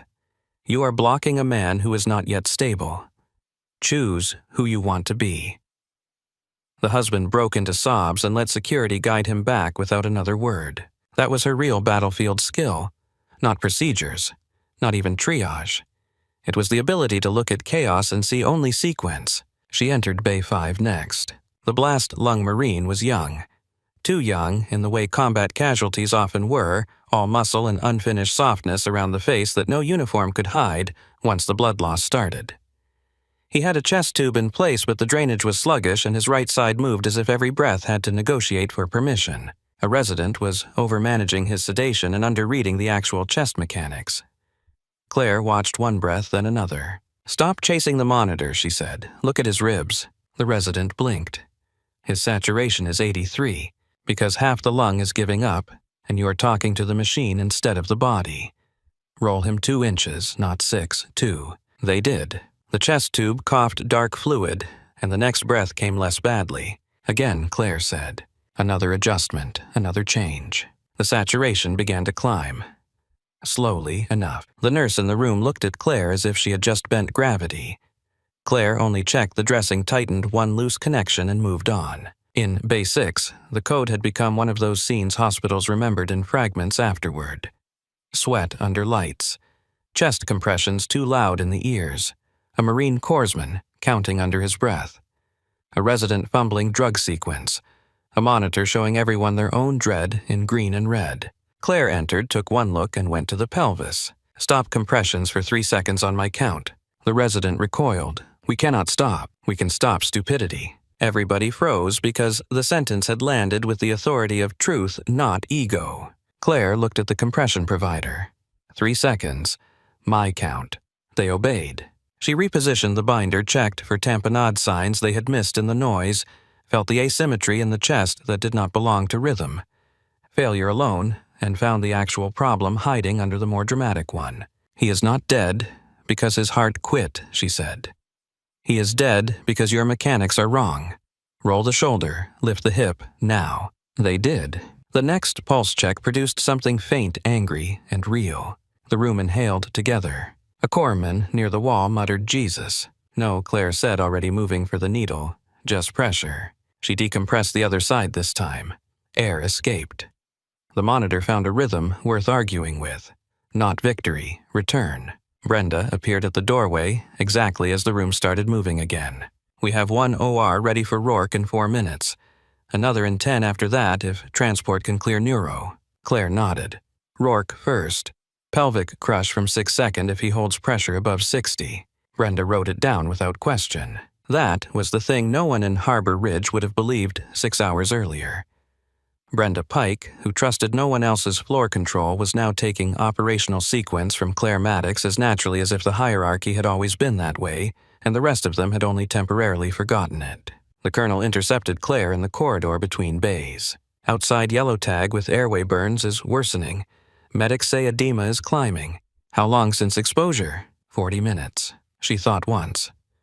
"Bring him to observation room 1, not red intake. I need him watched, not lost in noise." The colonel hesitated, just long enough to show how badly he wanted everything on the main floor under direct sight. Claire read it and cut through it. "If you flood red lanes with problems that can still wait 30 seconds, your real criticals die under traffic." "Observation 1. Yes, ma'am." He left at a run. Claire returned to Bay 3. Rourke had regained enough pressure to become dangerous to himself. His eyes were half open now, body trying to buck against sedation and blood loss, every instinct in him still trained toward movement, even while half his system failed. Voss had control on the upper bleed and was packing what he could for transfer. Tina was threading another unit of blood. Kim's cheeks were streaked with sweat, and he had finally reached that useful stage of fear where self-consciousness burns off and only the job remains. "He's trying to wake up," Kim said. "Good," Claire answered. "That means his body still prefers trouble over surrender." She leaned close to Rourke. "Master Sergeant, you are in a hospital in Oceanside. You were brought in hot. Do not sit up. Do not reach for anything. Your men are not your task right now." His eyes found her by effort more than focus. For 1 second, some old reflex moved through him. He saw the room, the uniforms, the civilian ceiling, the blood, the Marine corpsman at the rail, and then his gaze locked on Claire's face. Not confusion, recognition. His lips moved around a dry, wrecked breath. 6. Claire did not let the room react to it. "I am here," she said. "Save your air." The colonel heard it from the door and closed his eyes once brief and hard. Voss looked from Rourke to Claire, and back then returned to the wound field with a concentration so pure it had no room left for pride. Maybe that was the highest form of respect available from a man like him. Not praise. Total commitment. Transport arrived with an OR stretcher. "We are ready," the transporter said, voice thin from looking into Bay 3 and understanding too little of what held the room together. Voss checked the pack, the temporary bridge, the chest tube, output, the pressure trend. As ready as he gets. Claire moved alongside the bed. "Kim, you go with them, and do not let anyone upstairs treat this like routine trauma. Use the words active, improvised, vascular bridge if their attention drifts." Kim nodded too quickly. "Yes." "Say it back." He swallowed. "Active, improvised vascular bridge. Pelvic instability. Ongoing massive transfusion." Good. Rourke was transferred in a blur of counted movements and held breath. Tubes, lines, drainage, hands at every corner. The kind of choreography that only worked when nobody tried to be a hero in the middle of it. The moment his weight settled onto the transport stretcher, his pressure dropped again. Kim went pale. Tina swore. The transporter looked ready to bolt. Claire planted one hand flat on the pack and the other on the improvised bridge body, aligning over the stretcher with the kind of grounded control her limp had always hidden from strangers. "Stop moving," she said. Everybody stopped. "Give the blood 5 seconds to catch up." They did. The pressure clawed back enough. "Now go." The stretcher rolled. The colonel fell in at the side. Kim took the head. Tina rode the blood. Voss went with them toward the elevator, stripped now of every trace of earlier condescension, all of him narrowed to one task, and one patient he had nearly lost before understanding the room he was in. Claire did not follow. She turned back toward the rest of the floor because there were still Marines bleeding in Harbor Ridge, and the department had not yet earned the right to exhale. The next hour took on the strange elasticity that only crisis creates. Minutes stretched until they felt like weather, then collapsed into sudden jumps, when one patient stabilized or another tipped.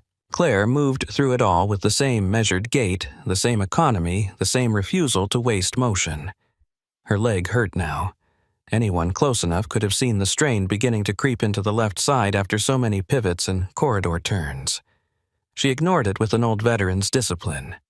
Pain was information, not command. Observation 1 took the airway burns Marine.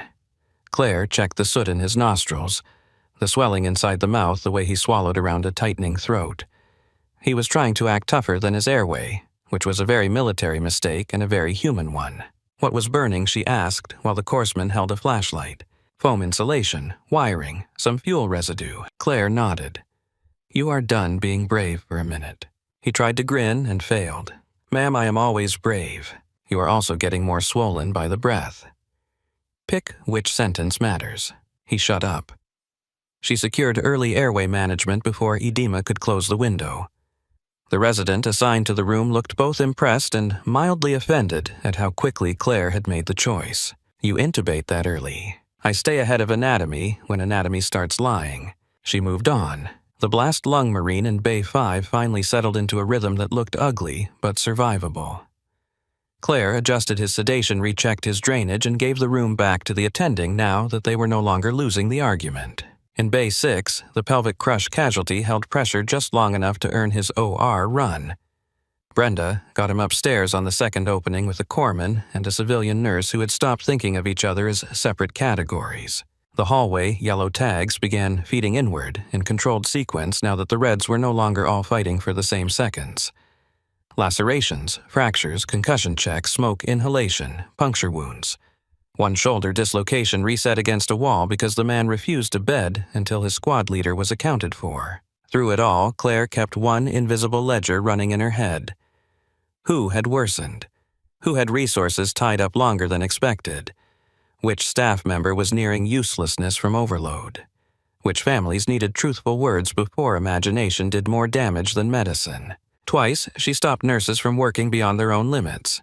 The first was Tina, who nearly hung an antibiotic without flushing the line first because her hands were finally moving faster than her judgment. Claire took the syringe from her and said bathroom, water, 30 seconds. Tina looked ready to protest. Then her face cracked just enough to show how close she was to shaking apart. 30, Claire repeated. Tina went. The second was a young corpsman outside observation who had not sat down since landing and was now trying to read casualty notes through a tremor that came from blood sugar dehydration and denial. Claire handed him a protein bar from a supply drawer and a bottle of water from somewhere no one else seemed to know about. He stared at both. "Ma'am, I can keep going." "I know. That is not the question." He took them with the obedient shame of the overtrained. Around 7:15, the overhead lights seemed harsher. The floor, dirtier, the whole department filmed over with the residue of speed and blood and decisions. The rotor noise had long since faded, but the hospital still felt as though it vibrated. Not from aircraft now, from memory inside the walls. Brenda found Claire at the main station reviewing notes from outside triage and held out a cup of coffee someone had managed to produce from a machine that should have been asleep by then. "Take it," Brenda said. Claire accepted it with one bloody glove still on. "How many left?" "On our floor." 3 Marine Yellows 4 Freeway. Holds 1 psych escalation who picked exactly the wrong evening to exist, and a waiting room full of people who think helicopters should entitle them to updates on everyone. Claire took a sip. It was terrible. It was perfect. Brenda looked at her for a long second. "You could have told us," she said. Claire set the cup down. "Told you what?" Brenda gestured vaguely toward the whole building. "All of this. That you were not just some transfer with a bad leg and a talent for keeping quiet."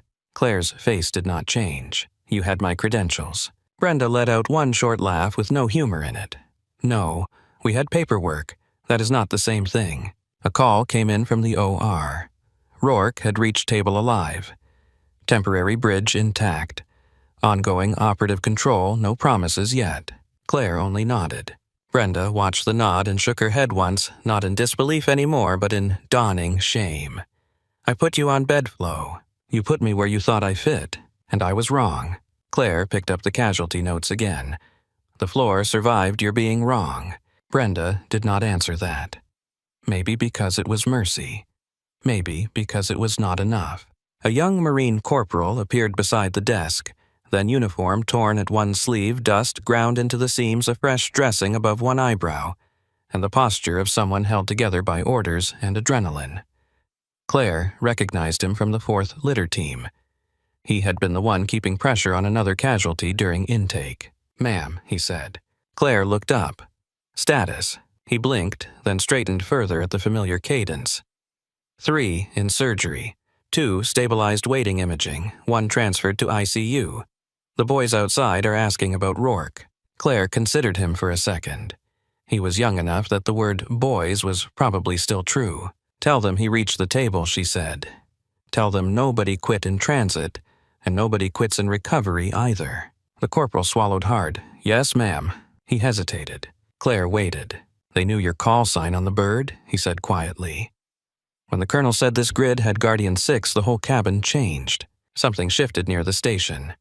Tina had returned. Brenda was close enough to hear.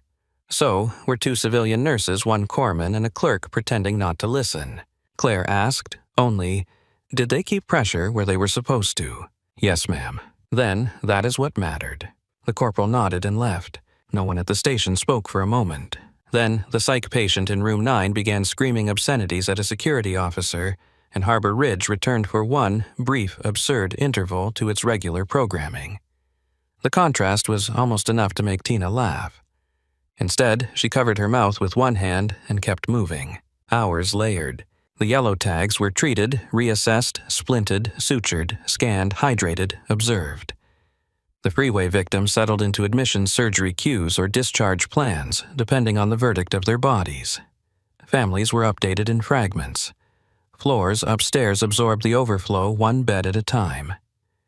Environmental services began creeping into corners of the department to reclaim sections of tile from the evidence of the day.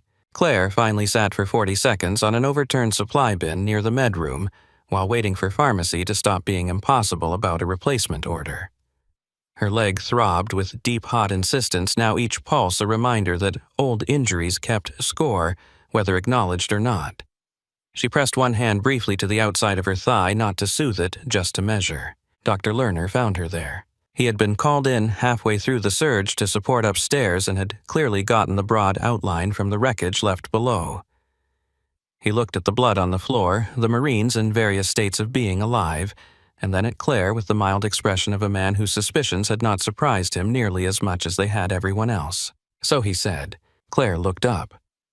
"So." He leaned on his cane and studied her face. "I did wonder what sort of people taught you." She gave the faintest hint of a smile. "Unforgiving ones. The best kind." Pharmacy finally called back. Claire stood. Lerner watched the movement, noticed the pain she was still refusing to name, and said nothing because some forms of respect looked like silence. By 8:10, the department had crossed the threshold from active battlefield improvisation into exhausted control. Not normal, not clean, but contained. Rourke was still in surgery. The pelvic crush Marine had made it upstairs. The blast lung patient was ventilated and stable enough for ICU. The airway burns Marine was sedated and transferred with an intact tube. The younger casualties were angry medicated or both, which was often a decent sign. Harbor Ridge itself seemed to realize it had survived something outside its design. The lights still hummed. The air still smelled like antiseptic and blood and overworked air conditioning. But the sound had changed.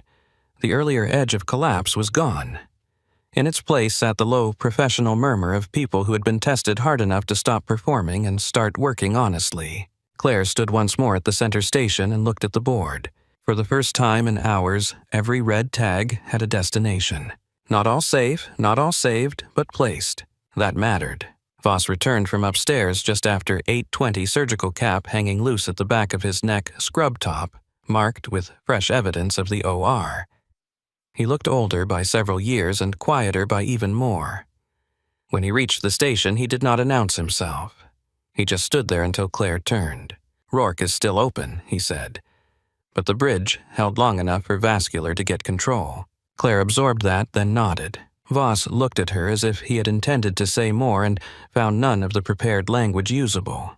Instead, he asked, "How many did we lose downstairs?" Claire glanced at the updated notes. None after transfer. He let that settle into him. Then he looked out over the department. At Brenda, reorganizing the remaining holds. At Tina, resetting a cart. At Kim, giving a cleaner handoff than the one he would have given that morning. At a Navy corpsman and a civilian tech cleaning blood from the same rail without speaking. "This floor does not look the way it did this afternoon," he said. No, Claire answered.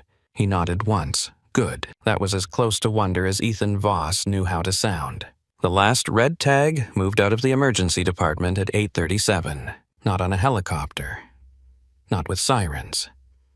Just a bed rolling steadily under hospital lights toward the elevator while a transport nurse read off orders and a corpsman walked beside the rail with his hand resting there, not because the patient needed restraint anymore, but because people touched the living differently once they had almost lost them. When the elevator doors closed, Harbor Ridge finally had enough silence for everyone to hear their own breathing again. Claire set down the pen in her hand. Across the station, Brenda lowered her whiteboard. In the far bay, Tina leaned against a counter for 1 second longer than she should have, and nobody blamed her. A janitor started mopping the corridor where the first litter had entered, pushing away dust from the base-dried blood and footprints that had belonged equally to civilian shoes and military boots.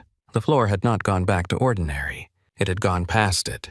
The noise was lower now, but somehow more revealing.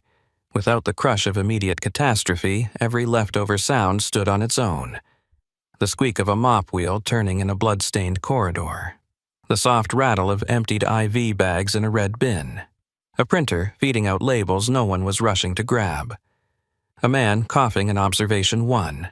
A child crying somewhere near triage, too young to understand why grown people kept using the word stable, as if it meant the danger had vanished. Claire stood at the center station with one hand resting near the chart rack, and felt for the first time in hours the full weight of her leg. Adrenaline had been a good liar. Now that the department had loosened its grip on the worst of the night pain returned with the patience of an old debt collector. It ran from her hip into the outside of her thigh and down through the knee in a hot, needling line that made standing still worse than movement. She shifted her weight almost invisibly and looked back to the board. Every red tag had somewhere to go. That was enough for the moment. Across from her, Brenda Pike capped the marker she had been using like she was putting away a weapon after a fight. The charge nurse looked different now, not softer. Brenda was not built for soft. But the hard, bright edge of her usual authority had been sanded down by reality. Her hair had escaped in damp strands around her temples. Blood had dried near the cuff of one glove she had forgotten to change. Her eyes kept drifting toward Claire, and away again, not out of suspicion anymore, but out of the strange caution people developed when they realized they had spent months misreading the most important person in the room. Tina Alvarez came out of Bay 5 carrying an armful of used tubing and paused at the station. "ICU finally took the lung," she said. Brenda nodded once. "Good." Tina looked at Claire. "Observation is asking if the burn patient can have another airway check before transport." "He can," Claire said. "I will do it." Tina opened her mouth as if to say you should sit down first, then seemed to remember who she was speaking to and let the thought die before it became words. Claire took 3 steps toward observation and had to slow the 4th. The pain flashed hard enough to blur the edge of the desk for half a second. She caught herself on nothing visible, straightened, and kept going. Voss saw it. He was still standing near the board in his stained scrub-top gloves, gone fatigue written all through him now that skill had nothing left to hide behind. He had always looked finished at the end of a shift in the polished way some physicians did, like exhaustion was merely one more fact to be contained. Tonight he looked worked over by it. There was dried blood at the edge of his cuff, and a crease between his brows that no one had ever seen there this deep. "Claire," he said. She stopped and turned. It took him longer than usual to speak. That alone told the room more than any speech could have. "I need a minute." She looked at observation 1, then back at him. "You have one." Brenda and Tina both found something else to do without leaving earshot. Not curiosity alone. People wanted to hear what pride sounded like when it finally learned the shape of a limit. Voss rubbed one hand over the back of his neck and then dropped it again. He seemed irritated by his own uncertainty. When the first freeway surge hit, he said, "I told you to step out of Bay 3. "Yes." "I said I needed full mobility." "Yes." His jaw tightened. "That is not what I meant." Claire waited. He looked down at the station, at the scattered pens, the printouts, the old coffee ring on the counter, anywhere but her face, for 1 second longer than a man like him usually allowed himself. "I meant I had already decided what you were," he said. And I used clinical language to make it sound justified. No one in Harbor Ridge had ever heard Ethan Voss speak like that. Claire did not rescue him from it. "You saw the limp," she said. "Yes." "You saw the silence." "Yes." "And you built the rest." He exhaled through his nose. "Yes." There it was. The cleanest word in the English language when someone actually earned it. Claire shifted the chart in her hand. "A lot of people did. That does not improve my part in it." "No," she said, "it does not." The truth hung there between them without ornament. It was not cruel. That was why it cut. Voss nodded once, as if the answer had struck the exact place it should. In the OR, he said quietly, Vascular asked, "Who put that bridge in?" Kim started talking before I did. He looked like he had seen a ghost. Claire said nothing. Voss met her eyes then, and for the first time all day there was no dominance in the look, no challenge, no performance of control. Only a man trying to stand still inside a version of himself he no longer liked. "I was wrong," he said. "Not about your experience, about the way I value experience. I respect what I can recognize quickly. I ignore what does not introduce itself the way I expect." The floor around them kept moving. A clerk answered a phone. A transporter rolled an empty wheelchair past the station. Somewhere down the hall, a family member laughed once from pure relief, then burst into tears. Claire let the room live around his apology before she answered. "You are not the first surgeon to trust volume more than vision," she said. Voss gave a tired, humorless half-breath. "That is somehow worse. It should be." He almost smiled then, but not quite. "Do you ever make this easy?" Number. Another beat passed. Finally, he said Rourke came off the edge twice upstairs. The bridge bought enough time both times. Vascular has control. He is not safe yet, but he is still in the fight. That landed somewhere deeper in Claire than she let him see. The only visible change was a slight easing in her shoulders, and even that lasted less than a second. "Good," she said. Voss watched her face carefully, perhaps expecting triumph, perhaps gratitude, perhaps some flash of pride now that the floor knew exactly who she was. He found none of it. "What do I call you now?" he asked. Claire looked at him as if the question itself belonged to a different species of problem. "You call me Claire," she said. "That has always been my name." Then she turned and continued toward observation. The airway Burns Marine was sitting up this time, barely enough to look less like a casualty, and more like a man who had just discovered pain would follow him into every breathing decision for a while. His eyes tracked Claire the second she entered. The resident in the room straightened. Swelling is holding for now. Tube is secure. Sedation is light. Claire checked the tube cuff pressure, neck softness, breath sounds, and the rising edema around the mouth with fast, practiced hands. The Marine watched her the whole time. Finally, he managed around the tubing and the drugs. "They said you were here." Claire met his gaze. "I am." His eyes glassed briefly, not from medication alone. Thought it was a rumor. Rumors are usually louder. A small sound in his throat might have been a laugh if his airway had belonged to him. She adjusted the line, gave the resident one correction on the angle of neck support, and moved back out before the room could build around her again. At the station, Brenda was waiting with a fresh cup of coffee. Not the old machine coffee from earlier. This one had come from somewhere else. Someone had made the effort to leave the department, find the less terrible option, and bring it back before the night fully flattened itself into cleanup. Brenda set the cup down near Claire's charts. "For you," she said. Claire looked at it, then at Brenda. The charge nurse folded her arms. "Do not make me say more than that in public." Claire accepted the coffee. "I was not planning to." Brenda nodded once. That was as close to thanks, apology, and surrender as a woman like her was likely to get in a single gesture. Still, after a second, she added, "I kept you on paperwork because I thought it was safer. For the department. For you." Claire lifted the cup, but did not drink yet. "You believed what you could see." Brenda looked toward the ambulance bay doors where the dust had finally settled outside, and the last traces of rotor wash had become only dirt on the glass. "I have worked this floor too long to use that as an excuse." Claire studied her for a moment. Brenda meant it. That mattered more than the exact words. "The floor held tonight," Claire said. Brenda shook her head slightly. "Not because of me." "No," Claire answered. "Because you adjusted fast when it counted."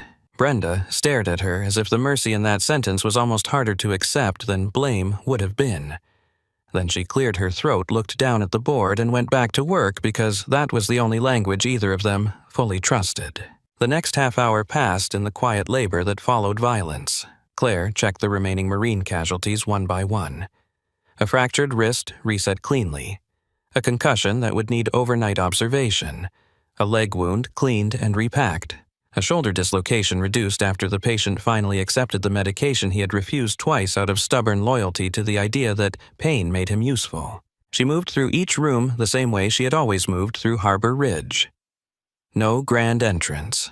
No pause for recognition. Just a hand on the rail, eyes on the body. Questions that mattered, decisions made before anyone else in the room had finished assembling their own thoughts. Only now the rooms changed when she entered. People straightened. Conversations sharpened. Residents listened the first time. Nurses made space without being told. Corpsmen who had arrived, dust-covered and bleeding through their own sleeves, looked at her the way soldiers looked at fixed points on a bad map. Not because maps solved danger, but because they kept danger from becoming directionless. Near 9:05, the young Marine corporal who had spoken to her earlier returned to the station. He had cleaned up a little since intake. Not much. There was still dirt at the seams of his uniform and a fresh tear at the elbow. But somebody had replaced the field dressing over his eyebrow with a proper one, and he had managed to wash enough of the blood from his hands that the knuckles showed again. He stopped 2 paces from Claire and stood there until she looked up. "Status," she said. His posture sharpened instantly, as if the word alone snapped an old circuit into place. "Colonel Hale asked me to relay that Master Sergeant Rourke is out of immediate hemorrhagic collapse. Still in surgery, but they have pulse pressure and vessel control. The team says he has a long road." Claire held his gaze. "Good." The corporal swallowed once. He was trying hard not to let relief and exhaustion pull him apart in public. "Ma'am," he said quietly, "the men from the 2nd Bird are asking if they can see you before they transport." "Not tonight." He nodded. "Yes, ma'am." He did not move. Claire waited. Finally, he said they heard your call sign in the cabin, and it changed the way they held on. The station around them had gone still again. Tina was restocking a med cart 2 feet away and pretending not to listen. Brenda was at the board with her back turned too carefully. Even Voss across the room had stopped writing. The corporal drew a breath that shook more than he wanted it to. One of the sergeants from the 3rd Bird said if Guardian 6 was on the ground, then the bridge was still up. That is what he said. The bridge is still up. Claire looked at him for a long moment. When she spoke, her voice came out lower than before, not softer, but carrying something older in it. "Your sergeant was focused enough to save his own pulse," she said. "That is what got him here." The corporal blinked hard, understanding the answer and not liking how much it asked of him at once. "Yes, ma'am." He straightened, further heels coming together with a sharp sound that carried through the station. Then he saluted. Not for show. Not because civilian hospital tile was a proper place for military ritual. He saluted because there are moments when the body obeys gratitude before protocol has time to object. The sound of his hand finding position echoed more loudly than it should have in the subdued department. Claire did not return it. She was not in uniform, and both of them knew it. Instead, she lifted her chin a fraction and gave him the crisp, unornamented nod of someone who understood exactly what the gesture cost and what it meant. "Drink water," she said. "Get food into the ones outside if they are still pretending they are fine. And tell your colonel the bridge held." The corporal's mouth tightened with emotion he was too disciplined to show fully. "Yes, ma'am." He turned and left. No one at the station spoke for several seconds after he disappeared down the hall. Then Tina set the med cart aside and said very quietly, "I do not think I have ever seen that in here before." Brenda answered without looking up. "That is because this place is not usually honest enough to deserve it." Claire picked up the stack of charts nearest her and began reviewing them. The ordinary movement of it broke the spell better than any speech could have. By 9:30, administrators had started circling at the edges of the event. A hospital supervisor in a pressed blazer appeared, with an expression that mixed concern, inconvenience, and the late arrival of bureaucratic courage. She asked Brenda for incident numbers, diversion notes, military contact names, and a summary of who had authorized what. Brenda directed her to the handwritten board, the casualty log, and the nearest available pen with a tone that made clear any appetite for nonsense would be treated as a medical condition. Another administrator tried to approach Claire directly while she was reconciling medication entries. "Miss Maddox, we will need to debrief this extraordinary occurrence first thing tomorrow. I understand there were several actions outside usual scope that require clarification." Claire kept reading the chart. Voss answered from the other side of the station without lifting his eyes from his own paperwork. "Then clarify them with me when you are ready to discuss the patients she kept alive long enough for your forms to matter." The administrator retreated. Brenda looked at Voss for one beat and then back to her notes. No one commented on the fact that Ethan Voss had just used his authority to shield Claire from the exact sort of institutional scrutiny he usually weaponized against other people. The department kept settling. The floors were mopped. Fresh linen replaced blood-stiff blankets. Empty rooms were reset. Families were updated again this time with fuller sentences and fewer clipped fragments. The freeway cases became simply patients now, rather than part of a wave. The Marines who remained in Harbor Ridge began to look less like arrivals from another world and more like injured men under fluorescent light, each with his own pain, his own jokes, his own stubbornness about medication, food, and rest. That was one of the strange mercies of hospitals. No matter how dramatic the entry, everyone eventually became a body in a bed, asking for water, warmth, reassurance, or less pain. Around 10:15, Claire finally opened the coffee Brenda had left for her and found it had gone warm rather than hot. She drank it anyway. Her leg hurt enough now that sitting was no longer optional.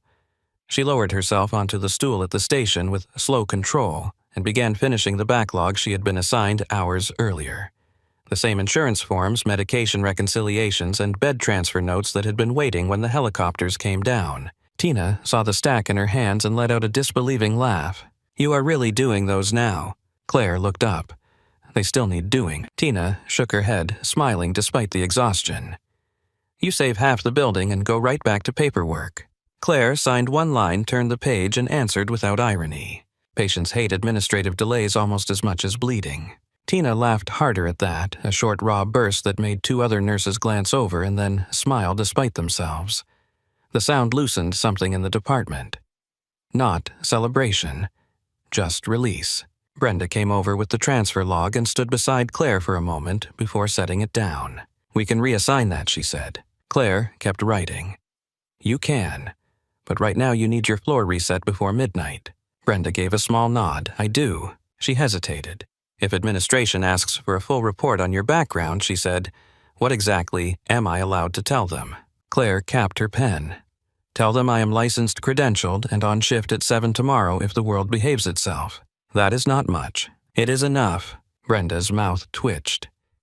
"You really do not care what they think now." Claire looked around the department. At Tina, helping a corpsman tape a dressing one-handed while he drank water with the other.